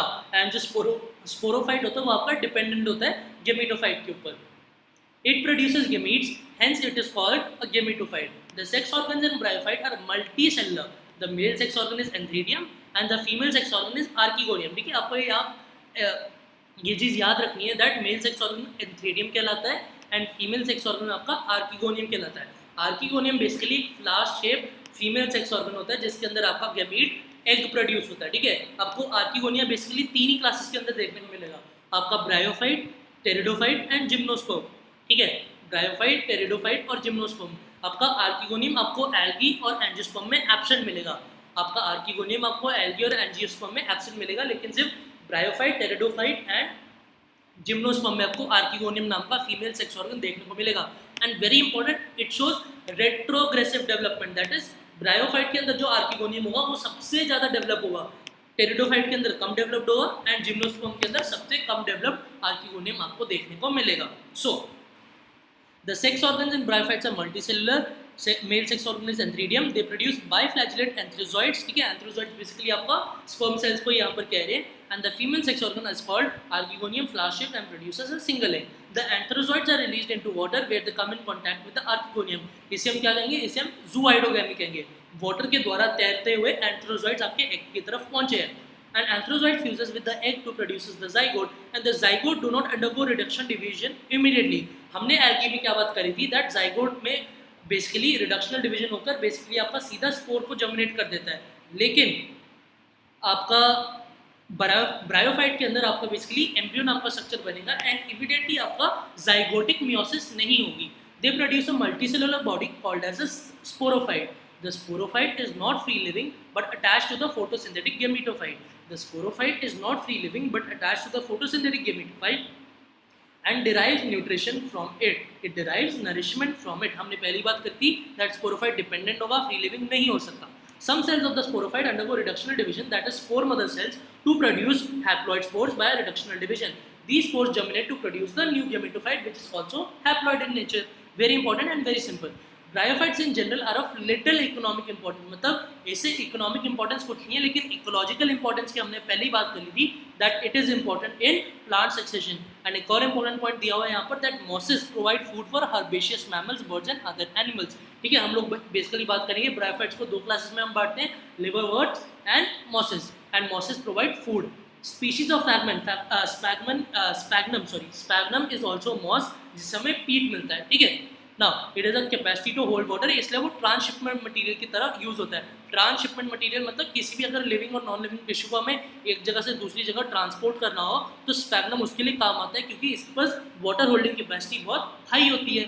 Mosses along with the lichens are the first organism to colonize rocks, that is they are the first organisms along with the lichens to play a role in the succession of a given bare area. Now bare मतलब B-A-R-E, bare area. Now and hence they are of great ecological importance. So अगर आपसे पूछा जाए that which class of plants is of little economic importance but of great ecological importance, तो आप answer देंगे bryophyte. Since mosses form dense mats on soil, हमने बात कर ली थी soil erosion को प्रिवेंट करेगा। नाउ बेसिकली दो क्लासेस यहाँ पर सेपरेटली बात होगी, ये हमने जनरल ओवरव्यू देखा था ब्रायोफाइट्स का, अब हम देखेंगे लिवरवर्ट्स एंड मॉसेस को। सो यहाँ पर इससे पहले हम डायग्राम को देख लेते हैं दैट इसका एक इंपॉर्टेंट रिप्रेजेंटेटिव एग्जांपल लिवरवर्ट्स का होगा आपका मार्केंशिया। बेसिकली आपको मार्केंशिया का दिखाया गया दैट एक होता है आपका आर्किगोनियोफोर, आर्किगोनियोफोर के ऊपर आपका लगेगा आर्किगोनियम, एंड यहाँ पर दिखाया हुआ है एंथ्रीडियोफोर, एंड एंथ्रीडियोफोर के ऊपर आपका बेसिकली लगेगा एंथ्रीडियम। हमने जैसे कि फंजाई वाले चैप्टर में बात करी थी दैट कोनिडियोफोर के ऊपर आपका एक्सोजिनसली कोनिडिया लगता है। ठीक है, सिमिलरली यहाँ पर आपका आर्किगोनियोफोर के ऊपर सुंदर सुंदर आर्किगोनिया लगेगा, लेकिन एंथ्रीडियोफोर के ऊपर गंदा गंदा एंथ्रीडियम लगेगा। ठीक है, यहाँ पर सिंपल सी बात है, मैं तो ऐसे याद रखता था दैट आर्किगोनिया मतलब फीमेल को रिप्रेजेंट करें एंड फीमेल एकदम सुंदर दिखती है एंड हम जो मेल होते हैं वो एकदम गंदे दिखते हैं। ठीक है, नो ऑफेंस, लेकिन हम मेल गंदे दिखते हैं, जनरल नोशन है ना। सो एंड यहाँ पर इंपॉर्टेंट बात हम अभी बात करेंगे दैट इसके अंदर जेमा कप, जेमा या गेमा जो भी आप बोलना चाहिए, मैं जेमा कप बोलता हूँ। सो इसके अंदर इंपॉर्टेंट स्ट्रक्चर जेमा कप देखने को मिलता है। Water gemma cups are basically the receptacles, these are the receptacles found on the thallus of the bryophyte और द लिवरवर्ट। ठीक है, which contains green multicellular asexual birds, it contains green multicellular asexual birds known as gemmae. ठीक है, known as Jamie. And यहाँ पर हम देख सकते हैं इसमें से राइजोइड निकलते हैं, हम देख सकते हैं, जो कि इसको हेल्प करेगा सबस्ट्रेटम से अटैच करने के लिए। नाउ अब जाके हम बढ़ेंगे अपना लिवरवर्ट एंड इसका हमने रिप्रेजेंटेटिव एग्जांपल लिख लिया दैट इज मार्केंशिया। हमने देख लिया female thallus and male thallus. Now let's move forward to liverworts. Liverworts grow usually moist shady habitats. हमने पहले बात कर दी थी दैट ब्रायोफाइट एंड टेरिडोफाइट के अंदर बेसिकली आपका सीडीज चलेगा। So the plant body of a liverwort is thalloid. ठीक है, इसमें भी ऑब्वियसली कोई आपको true leaf stem root structure आपको देखने को नहीं मिलेगा एंड इसका एग्जांपल है Marchantia. The thallus is dorsiventral मतलब एकदम चिपटा हुआ इसका स्ट्रक्चर है, एंड सबस्ट्रेटम से चिपटे हुआ अटैच्ड है, and closely apprised with the substrate. Substratum मतलब सबस्ट्रेट गलत लिखा हुआ है, सबस्ट्रेटम हमने पहली बात करी थी दैट चिपटा हुआ एकदम एंड एकदम सबस्ट्रेटम से अटैच्ड है। The leafy members have tiny leaf like appendages in 2 rows on the stem like structures. ठीक है, यहाँ पर बेसिकली आप नॉर्मल ऐसे अगर मैं बनाऊँ किसी स्टेम लाइक स्ट्रक्चर को अगर मैं बनाऊँ उसके ऊपर दोनों तरफ, जैसे हम कोई भी प्लांट बनाते हैं नॉर्मल सा बचपन में, तो वैसा इसका स्ट्रक्चर है। मतलब एक मेन एक्सिस होगी एंड उसके ऊपर दोनों तरफ लीफ लगे होंगे। एक मेन एक्सिस होगी, एक मेन एक्सिस एंड उसके ऊपर दोनों तरफ लीफ लगे होंगे, दोनों तरफ ऐसे लीफ लगे होंगे 2 rows के अंदर। Now asexual reproduction in liverworts takes place by the fragmentation of the thalli or by the formation of specialized structure known as gemi। हमने अभी बात करी थी water gemi are green multicellular asexual buds, यही बात मैंने आपको पहले ही बताई थी, which develop in small receptacles, small cups known as gemma cups। ठीक है, gemma become detached from the parent body and germinate to form new individuals। ठीक है, gemma बेसिकली आपका asexual buds है जो कि आपकी पूरी प्लांट बॉडी को गिव राइज कर सकता है। During sexual reproduction, male and female sex organs are produced either on the same or on different thalli। ठीक है, either on the same thallus or on the different thallus। Now, the sporophyte is differentiated into foot, seta and capsule। After meiosis, spores are produced within the capsule। These spores germinate to form the free living gametophytes। हमने अभी देखा that gemma cup basically इसमें asexual buds होता है। asexual buds can give rise to the entire gametophyte। gametophyte के अंदर basically आपका जो gametes बनेंगे उससे उसके फ्यूजन से आपका स्पोरोफाइट बनेगा। Sporophyte is differentiated into a foot, सीटा एंड कैप्सूल। हम आगे स्ट्रक्चर देखेंगे, डोंट वरी, फुट, सीट और कैप्सूल में होता है। एंड कैप्सूल के अंदर बेसिकली आपका जो स्पोर मदर सेल होगा उसमें होगा रिडक्शनल डिवीजन या फिर मियोसिस, जिससे आपका बनेगा spore, and spore will again give rise to the entire body of the bryophyte और the liverwort. Very very simple. Now these spores germinate to form the free living gametophyte which are the dominant structures in the liverworts। very simple। so यहाँ पर next class आता है आपका mosses. Now mosses का यहाँ पर representative example इन्होंने दिया हुआ है फ्यूनेरिया। ठीक है, फ्यूनेरिया इन्होंने एग्जांपल दिया हुआ है, एंड एक और इन्होंने दिया हुआ है स्फैग्नम। स्फैग्नम की हमने अभी बात करी थी, वाटर होल्डिंग कैपेसिटी अच्छी होती है, साथ ही साथ पीट को बनाने में काम आता है। नाउ यहाँ पर आप देख सकते हैं this is the gametophyte which has a main axis and 2 rows में इसके अंदर लीफ लगी हुई है, एक तरफ दूसरी तरफ, एक तरफ दूसरी तरफ। राइजोइड्स होंगे एंड स्पोरोफाइट जो होगा आपका डिफरेंशिएटेड होगा इनटू फुट जो कि इसको गेमेटोफाइट से कनेक्ट कर रहा है, सीटा बेसिकली एक stock like structure, and capsule, capsule के अंदर बेसिकली आपके स्पोर्स स्टोर हो रहे होंगे। ठीक है, स्पोर स्टोर हो रहे होंगे इसके अंदर। स्पोर मदर सेल के अंदर होगी मियोसिस एंड मियोसिस से आपके बनेंगे हैप्लॉइड स्पोर्स। एंड यहाँ पर आपको जो स्फैग्नम का एग्जांपल दिया हुआ है इसके अंदर बेसिकली एक एंथ्रीडियल ब्रांच है और एक आर्किगोनियल ब्रांच है। एंथ्रीडियल ब्रांच के ऊपर बेसिकली आपका एंथ्रीडियम लगेगा जो कि मेल सेक्स ऑर्गन है, एंड आर्किगोनियल ब्रांच के ऊपर आपका बेसिकली लगेगा आर्किगोनियम जो कि फीमेल सेक्स ऑर्गन है। वेरी सिंपल, एंड इसके अंदर आप ब्रांचिंग्स को देख ही सकते हैं। Now let's come back to mosses. The predominant stage of the life cycle of a moss is the gametophyte, which consists of 2 stages. The first stage is known as the protonema. Proto means primitive or juvenile. ठीक है, so the juvenile stage in the mosses is represented by the protonema. Very very frequent question. Proto means primitive and nema means dead. So basically क्या होता है, जो spore होता है, spore से एक creeping green branch structure बनता है। यहाँ पे आपकी NCERT की लाइन है, the protonema stage develops directly from a spore। तो बेसिकली आपका एक स्पोर होगा एंड उससे क्रीपी ग्रीन ब्रांच स्ट्रक्चर बनेगा जिसे हम प्रोटोनीमा कहेंगे, एंड इसी के डिवीजन से, मतलब अगर हम इसे बहुत सारे डिवीजन में बांट दें तो इससे ही फ्रेगमेंटेशन होकर आपका रिप्रोडक्शन भी हो सकता है। The second stage is known as the leafy stage. Leafy stage में बेसिकली क्या होता है, आपका जो प्राइमरी प्रोटोनीमा है वो आपका सेकेंडरी प्रोटोनीमा में डेवलप हो जाता है। जो ब्रांचिंग्स होकर न्यू प्रोटोनीमा बनती है उन प्रोटोनीमा के अंदर बेसिकली आपका बड लगता है, एंड उन्हीं बड से आपका एक स्टेम लाइक स्ट्रक्चर अपीयर होता है जिसके ऊपर दोनों रोज में लीफ लगती है, जो कि हमने मेन प्लांट बॉडी का एग्जांपल देखा है। मैंने क्या बोला, जब फर्स्ट स्टेज होती है वो होती है जुवेनाइल स्टेज जिसे हम प्रोटोनीमा कहते हैं। प्रोटोनीमा बेसिकली क्या होता है, स्पोर से अराइज हुआ एक सिंपल स्पोर से अराइज हुआ green branch creeping structure, green branch creeping structure, जिसकी ब्रांचिंग की वजह से आपका सेकेंडरी प्रोटोनीमा बनता है, एंड सेकेंडरी प्रोटोनीमा के ऊपर बेसिकली आपका लैटरल बड लगता है, एंड उसी बड के ऊपर आपका स्टेम लाइक स्ट्रक्चर अपीयर होता है जिसके अराउंड 2 रोज में आपके लीव्स बनकर नॉर्मल मॉस को बनाते हैं। Simple as that. They consist of upright slender axes bearing spirally arranged leaves, ये हमने अभी बात कर ली। They are attached to the soil through multicellular and branch rhizoids. हमने क्या बात करी थी, दैट लिवरवर्ट्स के अंदर बेसिकली आपका यूनिसेलुलर राइजोइड्स थे, लेकिन मॉसेस के अंदर आपका मल्टीसेलुलर एंड ब्रांच राइजोइड्स हैं। Vegetative reproduction in mosses is by fragmentation and budding in the secondary protonema. Simple as that, हमने अभी बात कर ली दैट लैटरल बड अपीयर होता है जिससे एंटायर स्ट्रक्चर को गिव राइज करता है। Now in sexual reproduction the sex organs antheridia and archegonia are produced at the apex of the leafy shoots. These are produced at the apex of the leafy shoots. After fertilization the zygote develops into a sporophyte consisting of a foot, seta and capsule। हमने अभी देख लिया था structure. And the sporophyte in mosses is more elaborate than that in the liverworts। ठीक है, आपको याद रखना दैट स्पोरोफाइट जो कि होता है मॉसेस का, वो ज़्यादा डिफरेंशिएटेड, ज़्यादा इवॉल्व्ड, ज़्यादा एडवांस्ड होता है as compared to the sporophyte of your liverworts. Now spores are formed after meiosis in the spore mother cell present inside the capsule. Spores are produced after meiosis in the spore mother cell in the capsule. मैंने आपकी line complete कर दी, ठीक है, between the lines पढ़ना कहते हैं इसको। Now the mosses have an elaborate mechanism of spore dispersal. ये एक बहुत ही पुराना AIPMT का क्वेश्चन हुआ करता था। That elaborate mechanism of spore dispersal in mosses is known as आपका इलेटर्स का मैकेनिज्म। ठीक है, इलेटर्स या फिर पेरिस्टोमियल ईथ का मैकेनिज्म कहते हैं हम। Now the common example of mosses are Funaria, Polytrichum and sphagnum.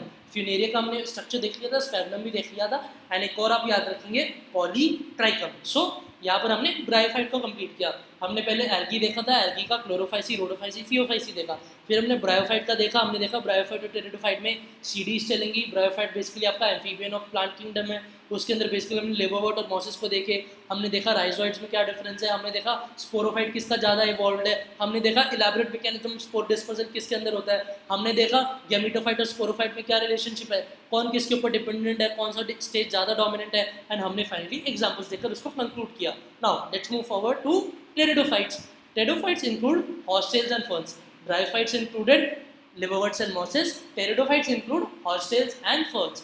These are used for medicinal purposes and also as soil binders. तो अगर आप मेरे से पूछेंगे दैट मेडिसिनल पर्पस का अगर आपको एग्जांपल देना चाहेंगे तो मैं आपको बहुत ही फेमस एग्जांपल बताता हूँ। दैट हमने बेसिकली हमारी माइथोलॉजी में पढ़ा है दैट संजीवनी बूटी नाम का एक प्लांट होता है। संजीवनी बूटी नाम का एक प्लांट होता है जो कि भगवान हनुमान लेकर आते हैं। ठीक है, संजीवनी बूटी बेसिकली क्या था, एक टेरिडोफाइट था। ठीक है, इससे आपको इसका मेडिसिनल इंपॉर्टेंस पता चल गया। And these are also known as soil binder, मतलब सॉइल को एकदम बाइंड करके रखते हैं ताकि वो इरोड ना हो जाए, such as mosses. Now these are also frequently grown as ornament. ठीक है, ऑर्नामेंटल प्लांट्स के जैसा भी इसका इकोनॉमिक यूज है। Now evolutionarily they are the first terrestrial plants to possess vascular tissue. ठीक है, फर्स्ट टेरेस्ट्रियल प्लांट्स आपको अगर सिंपली कोई पूछे तो कौन होगा, वो होगा बेसिकली ब्रायोफाइट्स। क्यों? क्योंकि ब्रायोफाइट्स को हम एम्फीबियन कह रहे हैं। एम्फीबियन मतलब जो लैंड पे भी रहे और पानी पे भी रहे, मतलब पानी से उतर के लैंड पे सबसे पहले कौन आया, आपका ब्रायोफाइट आया। लेकिन उस पर सक्सेसफुली थ्राइव करने के लिए किसने अटेम्प्ट मारी, वो था टेरिडोफाइट। ठीक है, टेरिडोफाइट में बेसिकली आपका वैस्कुलर बंडल इवॉल्व हुआ। ठीक है, वैस्कुलर बंडल इवॉल्व हुआ, जाइलम और फ्लोएम। जाइलम पानी के लिए, इलेक्ट्रोलाइट्स के लिए, न्यूट्रिएंट्स के लिए, फ्लोएम आपका खाने के लिए। जाइलम पानी के लिए, फ्लोएम खाने के लिए। सो अगर आपसे पूछा जाए दैट सबसे पहला ट्रैकियोफाइट कौन सा था, सो उसका एग्जांपल होगा that pteridophyte is your first example of tracheophyte. लेकिन ये ट्रैकियोफाइट का एग्जांपल होता है बेसिकली आपका bryophyte and algae. So let's move forward. Now pteridophyte में आपको बेसिकली सबसे पहला प्लांट है जिसके अंदर आपको true leaf, true root and true stem देखने को मिलेगा। हमने अभी तक देखा था दैट एल्गी और ब्रायोफाइट के अंदर आपका root like, stem like, leaf like structure देखने को मिल रहा है, लेकिन आपका टेरिडोफाइट्स के अंदर आपको ट्रू रूट, स्टेम और लीफ देखने को मिलेगा। ठीक है, यहाँ पर वेल डिफरेंशिएटेड वैस्कुलर टिश्यूज है जो कि हमने अभी देख लिया। The leaves in pteridophyta are small such as in selaginella और large such as in ferns. ठीक है, अगर स्मॉल होगा तो हम उसे माइक्रोफिल कहेंगे, लार्ज होगा तो हम उसे मैक्रोफिल कहेंगे। माइक्रोफिल किसके अंदर होगा, सिलाजिनेला के अंदर। मैक्रोफिल किसके अंदर होगा, फर्न्स के अंदर। फर्न्स की बेसिकली अगर आपने मॉर्फोलॉजी पढ़ी है तो आपको पता होगा फर्न्स के अंदर बेसिकली आपका कंपाउंड लीफ प्रेजेंट होता है। ठीक है, कंपाउंड लीफ प्रेजेंट होता है फर्न्स के अंदर, जिसे हम फ्रॉन्ड कहते हैं। ठीक है, यहाँ पर भी हम फ्रॉन्ड वर्ड को यूज़ करते हैं। फर्न्स के अंदर कंपाउंड लीफ होती है जिसे हम फ्रॉन्ड कहते हैं, एंड बेसिकली वो मैक्रोफिल होती है। मैक्रो मतलब बड़ा, फिल मतलब लीफ। ठीक है, मैक्रो मीन्स बड़ा, फिल मतलब leaf. The sporophytes bear sporangia that are subtended by leaf-like appendages known as sporophylls. ठीक है, जिस लीफ के ऊपर आपका स्पोरेंजिया होगा उसे हम स्पोरोफिल बोलेंगे। फिल मैं वापस बता देता हूँ, फिल क्या होता है, लीफ होता है। स्पोरोफिल मतलब ऐसे फिल, ऐसे लीफ जिसके ऊपर स्पोरेंजिया होगा। एंड स्पोरेंजिया क्या होता है, सैक लाइक स्ट्रक्चर जिसके अंदर स्पोर हो। Now in some cases the sporophylls, in some cases, ठीक है, some, in some not majority, in some cases sporophylls may form distinct compact structures known as strobilae और cones और lacs। ठीक है, हमने बेसिकली क्या बात करी, कई सारे स्पोरोफिल मिलकर एक कॉम्पैक्ट स्ट्रक्चर को बनाते हैं जिसे हम स्ट्रोबिलाई कहते हैं, कोन कहते हैं या लैक्स कहते हैं। एंड बेसिकली हमें ये दो टेरिडोफाइट में देखने को मिलते हैं, दैट इज सेलाजिनेला और इक्विसेडम, सेलाजिनेला एंड इक्विसेडम। ठीक है, इन दोनों में हमें देखने को मिलते हैं। नाउ सो यहाँ पर हायरार्की क्या बन गई, आपका स्ट्रोबिलाई, कोन या फिर लैक्स, उसमें कई सारे हैं स्पोरोफिल, स्पोरोफिल के अंदर बेसिकली आपके कई सारे स्पोरेंजिया, स्पोरेंजिया के अंदर बेसिकली आप हैं कई सारे spore. Now the sporangia produce spore by meiosis in the spore mother cells. Obvious सी बात है, the spores germinate to give rise to inconspicuous, inconspicuous माने hidden, inconspicuous small but multicellular, inconspicuous small but multicellular free living mostly photosynthetic thyroid gametophyte। very important। ठीक है, हमने क्या बात करी थी पहले, दैट टेरिडोफाइट के अंदर बेसिकली आपका स्पोरोफिटिक स्टेज डोमिनेंट होता है, लेकिन गेमिटोफिटिक स्टेज नॉन डोमिनेंट होते हुए भी इंडिपेंडेंट फ्री लिविंग एग्जिस्टेंस को रखता है। ठीक है, सो यहाँ पर क्या बात करी गई है, स्पोर जर्मिनेट करके गेमिटोफाइट को राइज देगा, एंड वो गेमिटोफाइट कैसा होगा, इनकॉन्स्पिकुअस दैट इज हिडन, छोटा होगा लेकिन फिर भी मल्टी सेलुलर होगा, एंड साथ ही साथ आपका फ्री लिविंग होगा एंड फोटोसिंथेटिक होगा, जिसे हम प्रोथाइलस कहते हैं। वेरी इंपॉर्टेंट, प्रोथाइलस क्या होता है, gametophyte of pteridophyte, gametophyte of pteridophyte. हमने पहले ही बात कर ली थी दैट आपका ब्रायोफाइट और टेरिडोफाइट के अंदर बेसिकली आपका सीडीज चलेगा, कूल डैम्प शेडी, कूल डैम्प शेडी। वहाँ पर आपको बेसिकली इसका मतलब वेरिएशंस आपको क्या कहते हैं अपने लिटरेचर में देखने को मिलेगा, आपको मिलेगा कूल, डैम्प, मॉइस्ट। ठीक है, ऐसे वर्ड्स, कूल, डैम्प, शेडी, ऐसे वर्ड्स आपको यूज़ करता है, आपको कंफ्यूज करने की कोशिश करेगा। आपको एक ही चीज़ याद रखनी है, सीडीज चलती है इन दोनों क्लासेस के अंदर। Now because of this specific restricted requirement of water, ठीक है, कूल, डैम्प, शेडी, डैम्प मतलब जहाँ पर थोड़ा नमी होगी, नमी मतलब थोड़ी ह्यूमिडिटी होगी ज़्यादा, जहाँ पर पानी की प्रेजेंस होगी, वहाँ पर बेसिकली आपका टेरिडोफाइट और ब्रायोफाइट पाया जाएगा। एंड पानी क्यों इंपॉर्टेंट है, बिकॉज इन क्लासेस के अंदर हमारा जूआइडोगामी देखने को मिलता है। जूआइडोगामी बेसिकली क्या होता है, requirement of water for fertilization, and since they need water for fertilization they have a restricted requirement, they have a restricted spread over narrow geographical regions, narrow geographical regions. The spread of living pteridophytes is limited and restricted to narrow geographical regions. Now gametophytes bear male and female sex organs known as antheridia and archegonia respectively. Water is required for the transfer of antherozoids। ठीक है, वही simple सी बात है, the male gametes released from the antheridia to the mouth of the archegonium। The fusion of the male gamete with the egg present in the archegonium result in the formation of the zygote। Male और female gamete मिलेगा तो आपका zygote बनेगा। Zygote में आपकी zygotic meiosis नहीं होगी क्योंकि जाइगोट से आपका स्पोरोफाइट बनना होगा। Zygote thereafter produces a multicellular well differentiated sporophyte which is the dominant phase of pteridophytes। Zygote से आपका स्पोरोफाइट बनेगा जो कि आपका डोमिनेंट फेज है टेरिडोफाइट्स के अंदर। In majority of the pteridophytes all the spores are of similar kind. ठीक है, हमने देखा था दैट स्पोरोफिल्स के अंदर बेसिकली स्पोरेंजिया थे एंड स्पोरेंजिया के अंदर बेसिकली आपके स्पोर थे। स्पोर कैसे बन रहे थे, स्पोर मदर सेल के अंदर मियोसिस से बन रहे थे। लेकिन हम देखते हैं that most of the pteridophytes के अंदर बेसिकली आपका स्पोर जो होता है वो दो सिमिलर टाइप के स्पोर होते हैं। ठीक है, इसे हम होमोस्पोरी कहते हैं, होमोस्पोरी।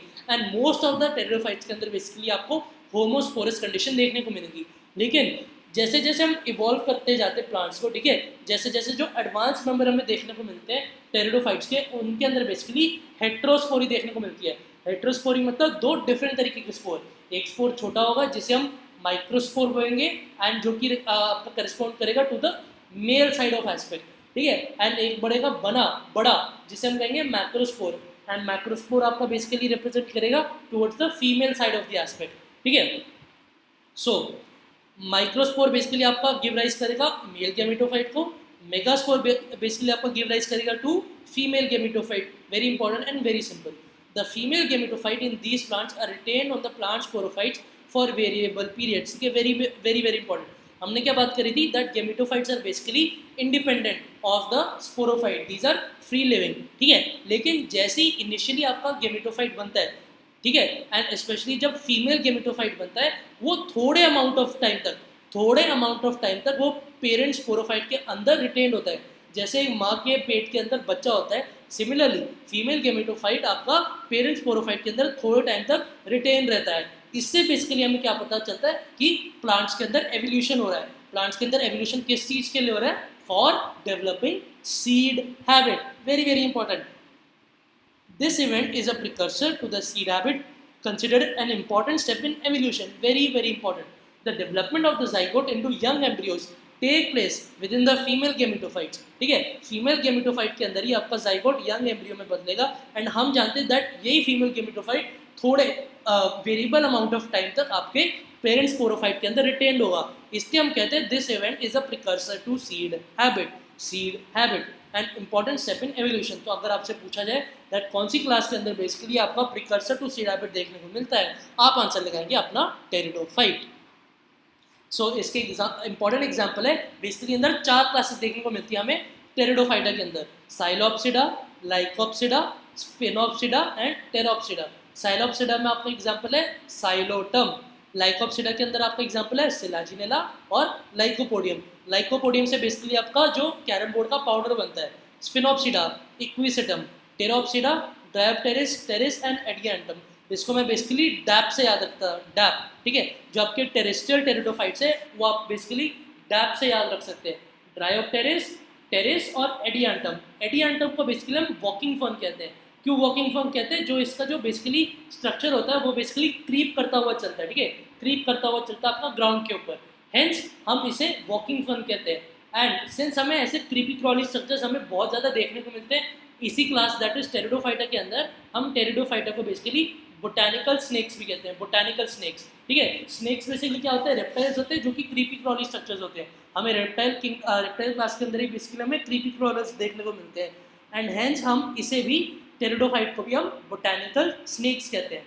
नाउ हमने डायग्राम तो देखे नहीं, डायग्राम देख लेते हैं। नाउ वेरी वेरी इंपॉर्टेंट, आपका सबसे पहला डायग्राम है स्लैजिनेला का, है ना। स्लैजिनेला का है ये, स्लैजिनेला का आपका बहुत ही इंपॉर्टेंट डायग्राम है। इसके अंदर आपको ट्रू रूट, ट्रू स्टेम और ट्रू लीफ देखने को मिलती है। आपको ट्रू रूट, ट्रू स्टेम और ट्रू लीफ देखने को मिल है। लेकिन वेरी वेरी इंपॉर्टेंट, आपको एक ब्राउन कलर की चीज़ भी दिख रही होगी। ठीक है, this is a very very important previous year question of neat and AIIMS. ठीक है, वेरी वेरी इंपॉर्टेंट। हम इसे क्या कहते हैं? हम बेसिकली इसको राइजोफोर कहते हैं।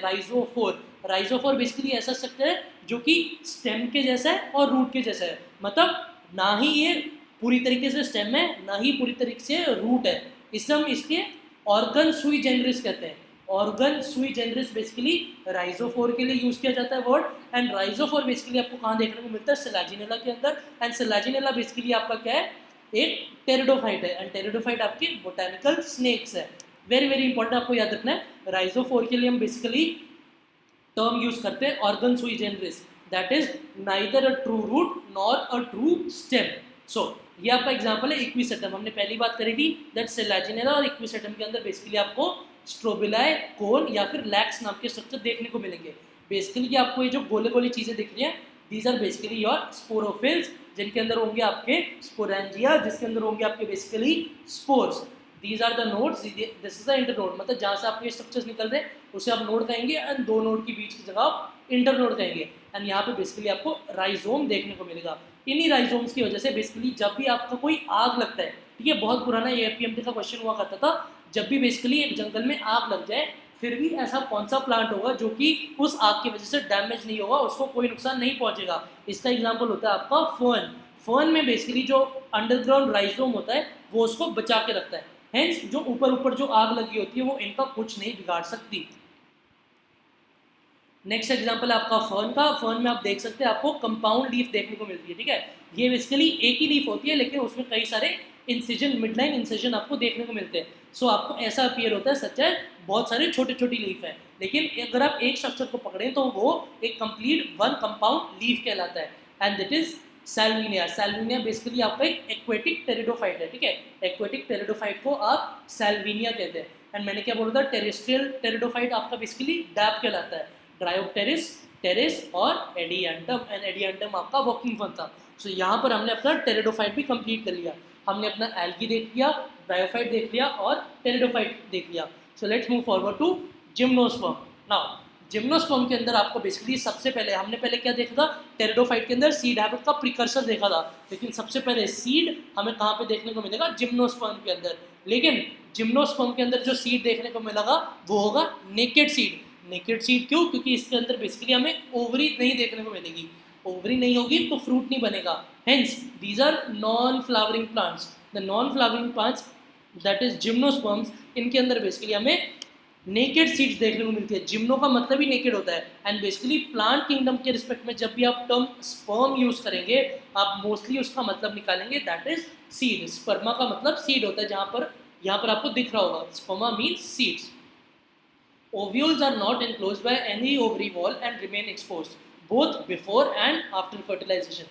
Since ovary ही नहीं है before fertilization, तो after fertilization भी fruit नहीं बनेगा जिसके अंदर आपका seed पैदा होगा, है ना। जिसके अंदर आपका seed present होगा, seed मतलब naked होगा आपका। So basically यहाँ पर एक क्वेश्चन आता है that what exactly is a ovule, ठीक है। ovule basically है क्या, हम लोग बचपन से रटते तो आ रहे हैं that ovule forms a seed, ovary forms fruit, ठीक है। लेकिन ovule है क्या? ओव्यूल ने बेसिकली आईआईएम कर रखी है, ठीक है। अब ये पूछेंगे भैया ये क्या बात हुई, ओव्यूल ने आईआईएम कर रखी है। Ovule is integumented indehiscent megasporangia, ठीक है। It is an integumented indehiscent megasporangia.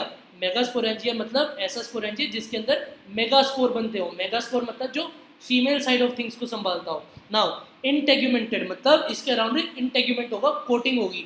इनडिहाइजेंट मतलब कोई भी चीज इसको तोड़ नहीं सकती। डिहाइजेंट मतलब टूट जाना, इनडिहाइजेंट मतलब नहीं तोड़ पाना। सो हमारे ओव्यूल ने क्या कर रखी है, आईआईएम कर रखी है, indehiscent integumented megasporangia. So the seeds that develop post fertilization are not covered, that is they are naked. Gymnosperms include medium sized trees or tall trees and shrubs, ठीक है, very important. Now जिम्नोस्पर्म्स की एक plant species होती है जिसे हम सेक्योइया कहते हैं। सेक्योइया बेसिकली जायंट रेडवुड ट्री को कहते हैं, एंड बेसिकली कैलिफोर्निया में बहुत देखने को मिले जाते हैं।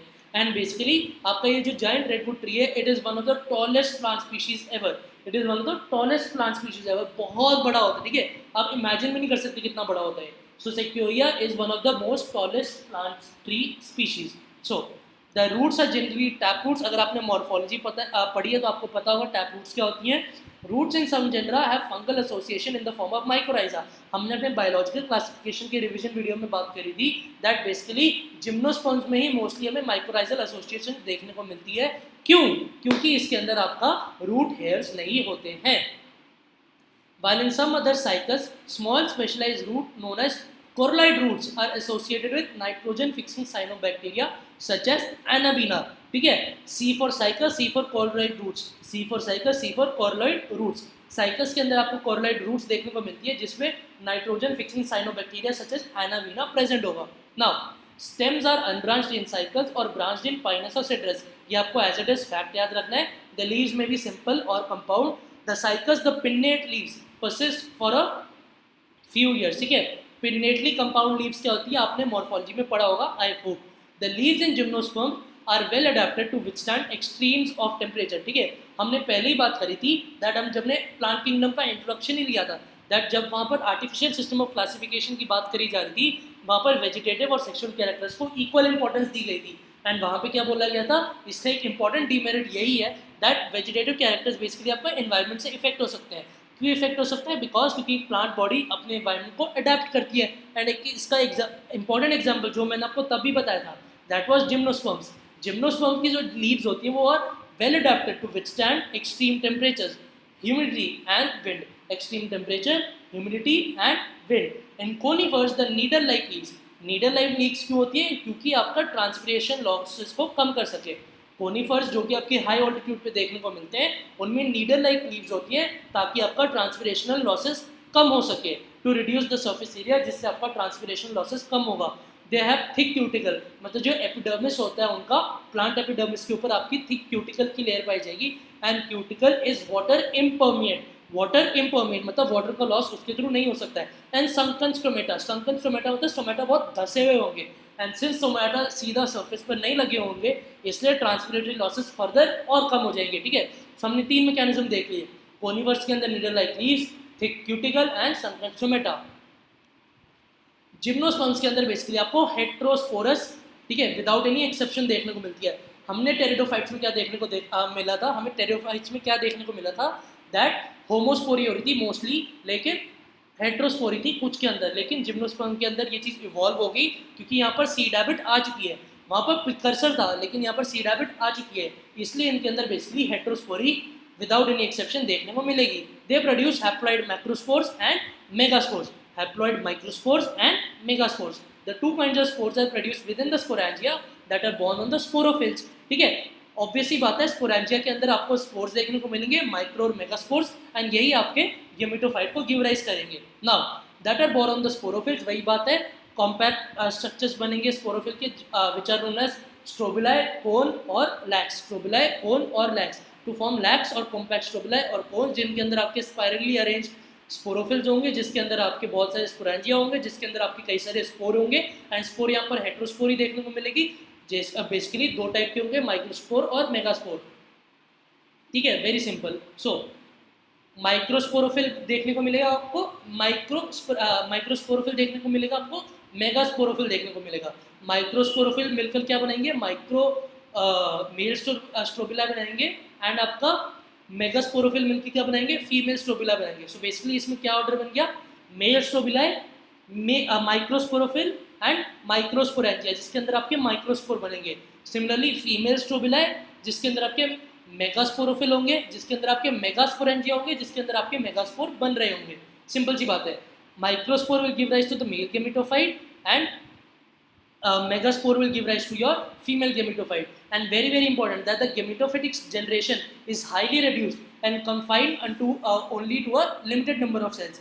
जो मैंने आपको एवोल्यूशनरी रिलेशनशिप स्टार्टिंग में बताया था, दैट जैसे हम आगे की तरफ बढ़ते जाते हैं, दैट इज टुवर्ड्स एंजियोस्पर्म, वैसे वैसे स्पोरोफिटिक जनरेशन की डोमिनेंस बढ़ती जाती है एंड गेमेटोफिटिक जनरेशन की डोमिनेंस घटती जाती है। डोमिनेंस से सीधा सीधा यही मतलब है कौन सा फॉर्म आपका प्रीडोमिनेंटली उस प्लांट के लिए देखने को मिलता है। सपोज आपका टेरिडोफाइट के अंदर आपका स्पोरोफिटिक जनरेशन डोमिनेंट है, मतलब आपके ज़्यादातर जो सेल्स होंगे वो आपके डिप्लॉयड होंगे, ठीक है, डिप्लॉयड जनरेशन देखने को मिलेंगी, एंड आपकी जो गेमेटोफिटिक स्टेज होगी वो आपकी कुछ ही नंबर ऑफ सेल्स तक आपकी लिमिटेड रहेगी, एंड जिम्नोस्पर्म में और ज़्यादा लिमिटेड होगी, एंड एंजियोस्पर्म में तो और भी ज़्यादा लिमिटेड होगी, ठीक है। So as we go forward gametophytic generation की इंपॉर्टेंस बहुत कम होती जाती है, हेंस उनके नंबर ऑफ सेल कॉन्ट्रीब्यूटिंग कम होते जाते हैं। लेकिन उल्टा होता है स्पोरोफाइट के लिए, स्पोरोफाइट की डोमिनेंस बढ़ती जाती है, उसके नंबर ऑफ सेल बढ़ते जाते हैं। Very important. Now this reduced male gametophyte is known as the pollen grain. Very important. This reduced male gametophyte is known as the pollen grain. The development of the pollen grain takes place with the microsporangia. Obviously बात है, microsporangia के अंदर आपका क्या बन रहा था, microspore बन रहा था, एंड आपके माइक्रोस्पोर से ही आपका मेल गेमेटोफाइट बना, that is pollen grain. Cones bearing megasporophyll with ovules of the megasporangia, हमने बात कर ली थी, ovule is nothing but your IIM, integumented indigestion megasporangia, मतलब जो आपका फीमेल स्ट्रोबिलाई होगा उसके अंदर आपके मेगास्पोरोफिल्स होंगे, जिसके अंदर आपके मेगास्पोरेंजिया होंगे, या फिर IIM होंगे, या फिर ओव्यूल होंगे, जिसके अंदर आपके मेगास्पोर होंगे। मेगास्पोर आपका फीमेल गेमेटोफाइट को राइज देंगे। नाउ वेरी इंपॉर्टेंट बात आपकी यहाँ पर ये आती है, दैट आपका जो फीमेल गेमेटोफाइट है जिम्नोस्पर्म के अंदर, आप उसे एंडोस्पर्म बोलेंगे। वेरी इंपॉर्टेंट पॉइंट, ठीक है, आपको ये बात नहीं भूलनी है, that female gametophyte in gymnosperms is endosperm, and basically since it is a gametophyte it is haploid in nature. हम आगे जाके एंजियोस्पर्म्स में देखेंगे दैट बेसिकली उधर जो एंडोस्पर्म बनेगा वो बेसिकली आपका ट्रिप्लॉइड इन नेचर होगा, ठीक है। आपसे बेसिकली हमेशा क्वेश्चन एंजियोस्पर्म के ऊपर ही करा जाता है, लेकिन कभी भी आपका अगर घुमाकर क्वेश्चन पूछा जाए दैट व्हाट इज द पोलॉइडी, मतलब what is the number of sets of chromosomes in the endosperm of a gymnosperm, and so gymnosperm ना कहकर वो आपको कहते हैं साइकस या पाइनस, कोई भी आपको एग्जांपल दे सकता है, ठीक है। जिम्नोस्पर्म का कोई भी रिप्रेजेंटेटिव ऑर्गेनिज्म आपको बता सकता है। सो अगर आपको ये चीज़ पूछी जाए that endosperm of a gymnosperm की पोलॉइडी क्या होती है, आप आंसर लगाएंगे हैप्लॉइड। लेकिन जिम्नोस्पर्म के अलावा जो एंजियोस्पर्म होता है, एंजियोस्पर्म के अंदर आपकी एंडोस्पर्म की पोलॉइडी होती है ट्रिप्लॉइड, 3n होती है, ठीक है। वेरी इंपॉर्टेंट डिफरेंस जो कि बहुत लोग मिस करते हैं। सो द मेल और the female cones are born on the same tree in case of Pinus, लेकिन in case of Cycas the male cones and megasporophylls are born on different trees. Trees, ठीक है। ये आपको example याद रखना, अंदर Pinus के अंदर सेम ट्री के ऊपर पाए जाते हैं, लेकिन साइकस के अंदर डिफरेंट डिफरेंट ट्रीज के ऊपर पाए जाते हैं। The nucellus is protected, nucellus basically क्या होता है आपका, बेसिकली जो आपका न्यूट्रिटिव स्ट्रक्चर होता है जो एम्ब्रियो को न्यूट्रिशन प्रोवाइड करता है। The nucellus is protected by nucellus is protected by envelopes and composite structure is called an ovule. The ovules are born on megasporophyll. ovule क्या था, IAM मतलब मेगास्पोरेंजिया। मेगास्पोरेंजिया किसके ऊपर प्रेजेंट होगा, megasporophyll, and कई सारे मेगास्पोरोफिल क्लस्टर बना के क्या बनाते हैं आपका female cone. The megaspore mother cell inside the megasporangia that is the ovule, ठीक है। The megaspore mother cell inside the ovule divides meiotically to form 4 megaspores, लेकिन इन 4 मेगास्पोर्स में से सिर्फ एक ही मेगास्पोर जिंदा बचता है, बाकी देन डीजेनरेट कर जाते हैं। इसे हम मोनोस्पोरिक डेवलपमेंट देखते हैं, मोनोस्पोरिक डेवलपमेंट कहते हैं, ठीक है। मोनोस्पोरिक डेवलपमेंट दैट 4 मेगास्पोर बने मियोसिस से, लेकिन सिर्फ एक बचा, 3 डीजेनरेट कर गए। So megasporangium develops into a multicellular female gametophyte that bears 2 or more archegonia और फीमेल सेक्स ऑर्गन्स, ऑब्वियसली बात है। Now unlike bryophytes and pteridophytes in gymnosperms the male and female gametophytes do not have an independent free living existence। हमने क्या देखा था, bryophyte के अंदर आपकी गेमेटोफिटिक स्टेज डोमिनेंट थी एंड उसके ऊपर स्पोरोफाइट डिपेंडेंट था। टेरिडोफाइट के अंदर दोनों स्टेजेस इंडिपेंडेंट थी, लेकिन आपका स्पोरोफाइट डोमिनेंट था। लेकिन जिम्नोस्पर्म्स के अंदर भी आपका स्पोरोफाइट डोमिनेंट रहेगा, लेकिन आपका जो गेमेटोफाइट होगा वो स्पोरोफाइट के ऊपर आपका डिपेंडेंट रहेगा, ठीक है। उसकी इंडिपेंडेंट फ्री लिविंग एग्जिस्टेंस नहीं देखने को मिलेगी। Now The pollen grain is released from the microsporangium। pollen grain क्या है, हमारा मेल गेमेटोफाइट है। They are carried in the air currents, very important। Gymnosperms के अंदर बेसिकली आपको एयर करंट से पॉलिनेशन होते हुए देखने को मिलेगा। Come in contact with the opening of the ovules born on the megasporophylls, ठीक है, इसे हम माइक्रोपाइल कहते हैं। The pollen tube carrying the male gametes, pollen tube carrying the male gametes grows towards the archegonia in the ovules and discharge their contents near the mouth of the archegonia। Very very simple and very very important। Now following fertilization zygote develops into the embryo and the ovules into the seeds, जो कि हम बचपन से पढ़ते आ रहे हैं। These seeds are not covered, hence they are known as naked। Now इस पैराग्राफ में बेसिकली क्या बात करी गई है, दैट जो आपका पोलन ट्यूब होता है वो आपका मेल गेमेटोफाइट होता है। मेल गेमेटोफाइट मतलब आपका जो स्ट्रक्चर गेमीट बनाएगा, 2 मेल गेमीट बनेगा, उनमें से जो मेल गेमीट होगा जो आर्किगोनिया के अंदर एंटर करके आपके एग को फर्टिलाइज करेगा, जिससे आपका बनेगा जाइगोट, ठीक है। जाइगोट एम्ब्रियो में डेवलप होगा एंड जो आपका ओव्यूल होगा वो सीड में डेवलप होगा। सीड के अराउंड ओवरी की कवरिंग नहीं है, इसलिए सीड के अराउंड आपकी फ्रूट की कवरिंग भी नहीं होगी। Now this is an example of आपका cycas, pinus and ginkgo. This is a cycas, this is a pinus and this is your ginkgo.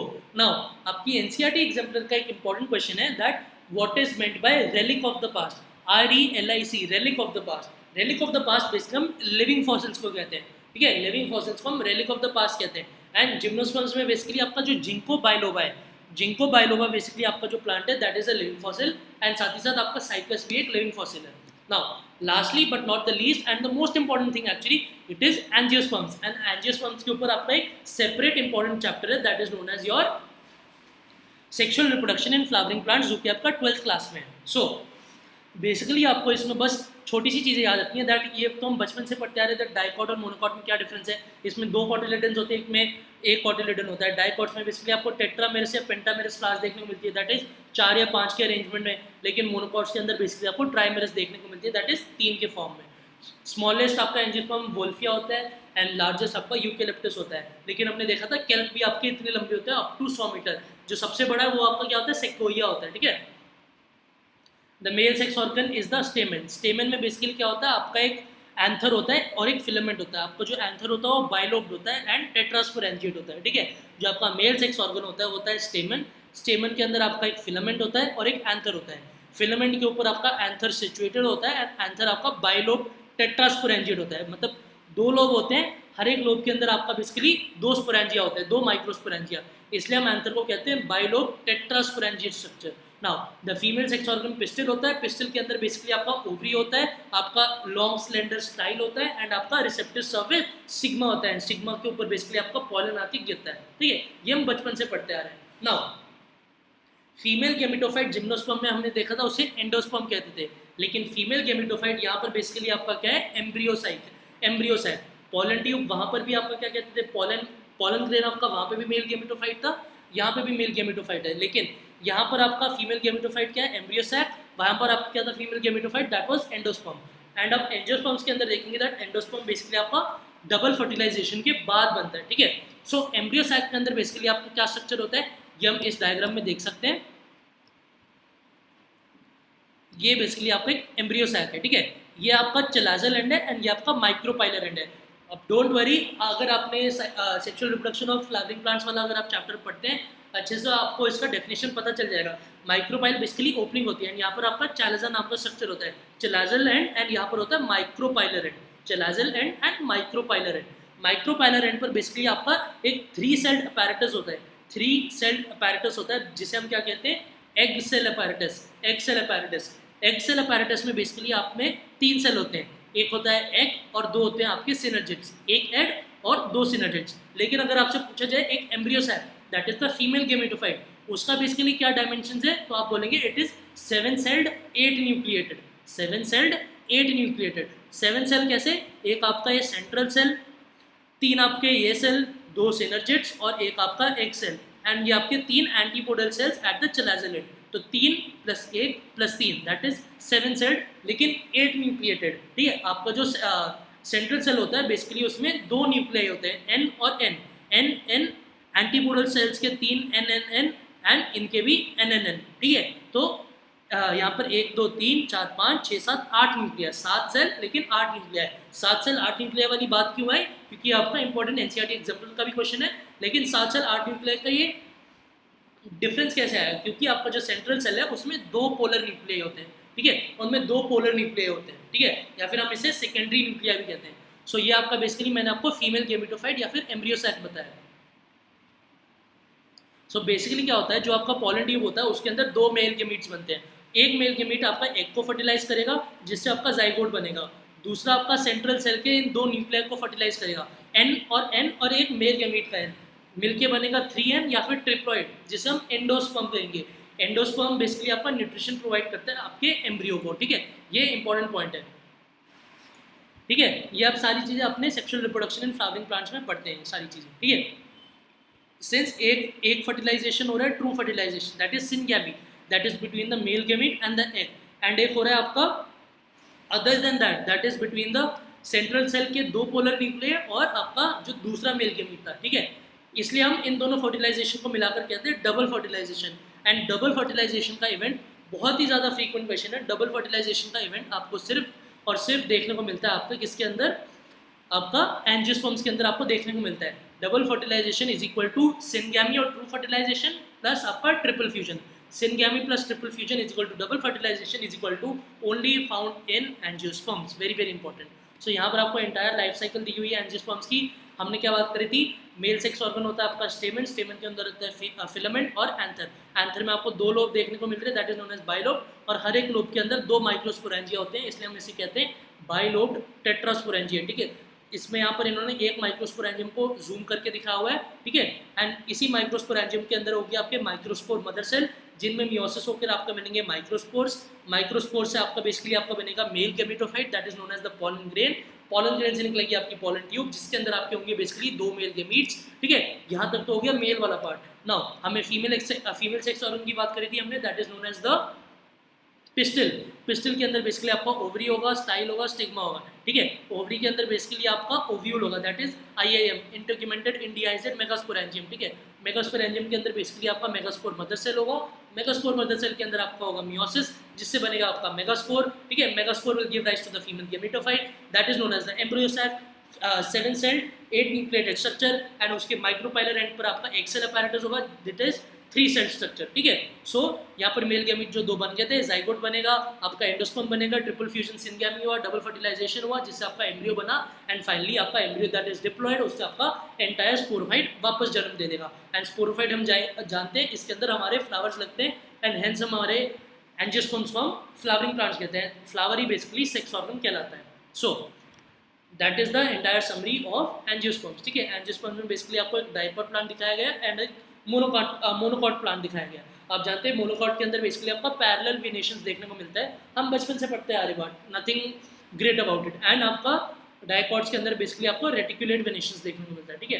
Very important difference, लेकिन बहुत ऑब्वियस सी बात है, हम बचपन से पढ़ते आ रहे हैं इस बात को, ठीक है। यहाँ पर एंटीपोडल्स वगैरह बात करी गई है, मैंने आपको अच्छे से समझा दिया हुआ है दैट बेसिकली क्या क्या चीज़ हो रही है यहाँ पर। एंड फाइनली आपका आता है plant life cycle and alternation of generation, ठीक है। यहाँ पर बेसिकली हैप्लॉन्टिक, डिप्लॉन्टिक और हैप्लोडिप्लॉन्टिक लाइफ साइकिल्स की बात करी गई है। इसका मतलब क्या होता है, जो कि हमने एवोल्यूशनरी स्ट्रक्चर की बात करी थी, ठीक है, गेमेटोफाइट कैसे कैसे रिड्यूस होता जा रहा है और स्पोरोफाइट कैसे कैसे डेवलप होता जा रहा है। हैप्लॉन्टिक लाइफ साइकिल में बेसिकली क्या होगा, सिर्फ जाइगोट वाली स्टेज आपकी स्पोरोफिटिक स्टेज को रिप्रेजेंट करेगी। That is entire life cycle का जो 90% पार्ट है वो बेसिकली हैप्लॉइड स्टेज में रहेगा। सपोज गेमेटोफाइट है, उससे गेमीट्स बनेंगे, वो भी हैप्लॉइड, स्पोर बनेंगे, वो भी हैप्लॉइड। मोस्ट ऑफ द आपका लाइफ साइकिल इसमें बीत जाएगा। स्पोरोफाइट वाला पार्ट क्या होगा, सिर्फ जाइगोट होगा, जाइगोट के अंदर हो जाएगी जाइगोटिक मियोसिस, इसलिए आपका एम्ब्रियो नहीं बन पाएगा। एंड ये हमने चीज़ कहाँ पर देखी थी, ये हमने एल्गी में देखी थी, इसलिए most of the algae show haplontic life cycle, simple as that, और कोई समझने की जरूरत भी नहीं पड़ी ना। फिर हमने क्या देखा था, दैट बेसिकली आपका जो जिम्नोस्पर्म और एंजियोस्पर्म था, जिम्नोस्पर्म और एंजियोस्पर्म ने हमने बेसिकली क्या बोला था, that gametophyte is dependent on the sporophyte, gametophyte is basically dependent on the sporophyte and it is highly reduced in both of them. मतलब गेमेटोफाइट वाला पार्ट, दैट इज हैप्लॉइड वाला part बहुत कम होगा, डिप्लॉइड वाला part 90% होगा, इसलिए हम ऐसी लाइफ साइकिल्स को डिप्लॉन्टिक लाइफ साइकिल्स कहते हैं। दैट इज जाइगोट, स्पोरोफाइट और मियोसिस वाली स्टेजेस में most of the life cycle आपका इसी में निकल जाएगा। जो हैप्लॉइड वाला पार्ट होगा उसमें बेसिकली आपको सिर्फ गेमेटोफाइट्स देखने को मिलेंगे, that is also reduce to very few number of cells and for a very few amount of time, ठीक है। सो इसे हम कहेंगे डिप्लॉन्टिक लाइफ साइकिल। एंड हमें वैसे ही याद हो गया दैट डिप्लॉन्टिक लाइफ साइकिल किस में देखने को मिलेगी, हमारे बेसिकली जिम्नोस्पर्म और एंजियोस्पर्म में देखने को मिलेगी। And finally haplodiplontic life cycles आपको बेसिकली देखने को मिलेगी जिसमें हैप्लॉइड और डिप्लॉइड दोनों का एक ऑलमोस्ट इंपॉर्टेंट इंटर रिलेशनशिप है, मतलब दोनों को equal amount of time almost मिल रहा है लाइफ साइकिल के अंदर। That is basically your bryophyte and pteridophyte. Bryophyte के अंदर हमने देखा था स्पोरोफाइट डिपेंडेंट था गेमेटोफाइट के ऊपर इन केसेस ऑफ लिवरवर्ट्स, लेकिन मॉसिस के अंदर ये डिपेंडेंसी छूट जाती है। एंड सिमिलरली टेरिडोफाइट्स के अंदर ये दोनों चीज़ें इंडिपेंडेंट होती है एंड इनका फ्री लिविंग एग्जिस्टेंस आपस में होता है। लेकिन टेरिडोफाइट्स के अंदर बेसिकली आपका डिप्लॉइड स्टेज डोमिनेंट होता है एंड ब्रायोफाइट्स के अंदर आपका हैप्लॉइड स्टेज डोमिनेंट होता है। तो अगर आप मेरे से ट्रूली पूछे दैट हैप्लोडिप्लॉन्टिक वर्ड आप किसके लिए यूज़ करेंगे, हैप्लोडिप्लॉन्टिक वर्ड आप यूज़ करेंगे बेसिकली टेरिडोफाइट्स के अंदर, टेरिडोफाइट्स के लिए, एंड डिप्लोहैप्लॉन्टिक वर्ड आप यूज़ करेंगे बेसिकली ब्रायोफाइट्स के लिए, ठीक है। लेकिन यहाँ पर कॉमन वर्ड यूज करा गया, that is also very right, ठीक है। लेकिन मैं आपको एकदम करेक्ट इन्फॉर्मेशन दे रहा हूँ दैट हैप्लोडिप्लॉन्टिक होगा टेरिडोफाइट्स के लिए, लेकिन डिप्लोहैप्लॉन्टिक होगा आपका ब्रायोफाइट्स के लिए। नाउ ये तो हो गए नॉर्मल एग्जांपल्स, लेकिन अगर आपको याद हो तो मैंने बोला था most of the algae are haploid except Fucus, Fucus was diplontic and since diploid, and since it's for diploid it will show diplontic life cycle, ठीक है, it will show diplontic life cycle, ठीक है। Haplontic life cycle कौन show करेगा, हमारे most of the algae such as volvox, spirogyra and chlamydomonas. And haplodiplontic basically आपको कौन show करेगा, ब्रायोफाइट्स और टेरिडोफाइट्स। इसमें भी कुछ एल्गी हैप्लोडिप्लॉन्टिक को शो करते हैं सच एज एक्टोकार्पस, पॉलीसाइफोनिया, केल्प्स, ठीक है। ये तीन आपको एग्जांपल याद रखने हैं, एक्टोकार्पस, पॉलीसाइफोनिया और केल्प्स। केप से याद रखते तुम्हें, KAP kap, KAP kap, kelps, ectocarpus, polysiphonia. Kelps और एक्टोकार्पस आपका ब्राउन एल्गी का एग्जांपल है और पॉलीसाइफोनिया आपका बेसिकली रेड एल्गी का एग्जांपल है। सो आपको बेसिकली पता चल गया that most of the algae show haplontic life cycle, ectocarpus, polysiphonia, kelps show haplodiplontic life cycle and fucus shows diplontic life cycle. उसके अलावा बेसिकली क्या है, most algae are showing haplontic, bryophyte and pteridophyte are showing आपका haplodiplontic and आपका gymnosperm and angiosperm are showing diplontic life cycle. And with that I and the summary of this chapter that is known as the plant kingdom, ठीक है। ये थोड़ा vast chapter है, इसमें आपको बहुत सारी इन्फॉर्मेशन याद भी रखनी होगी, उसको आप कैसे याद रखेंगे, बार बार रिवाइज करते रहिए, बार बार उसी चीज़ को देखते रहे, ठीक है। आपको वेरियस क्लासेस याद करनी होती है, लिवरवर्ट्स, मॉसेस, क्लोरोफाइसी, रोडोफाइसी, फियोफाइसी, है ना। ये आपको सारी चीज़ें याद रखनी पड़ती है। मोनोकॉट, डाइकॉट में क्या डिफरेंसेस है, आपका बेसिकली स्पोरोफाइट, गेमेटोफाइट का कैसा एवोल्यूशन हो रहा है, आर्किगोनिया का रेट्रोग्रेसिव डेवलपमेंट हो रहा है, मैंने आपको बताया था, ठीक है। ऐसी कई सारी छोटी छोटी चीज़ें, ज़ूआइडोगेमी आपको कहाँ पर देखने को मिलती है, ये सारे जो पर्टिकुलर टर्म्स होती है ना, इसका बेसिकली बहुत इंपॉर्टेंट रोल होता है इस चैप्टर के अंदर, ठीक है। So I hope you like the lecture, ठीक है। Thank you very much for listening to me, have a nice day.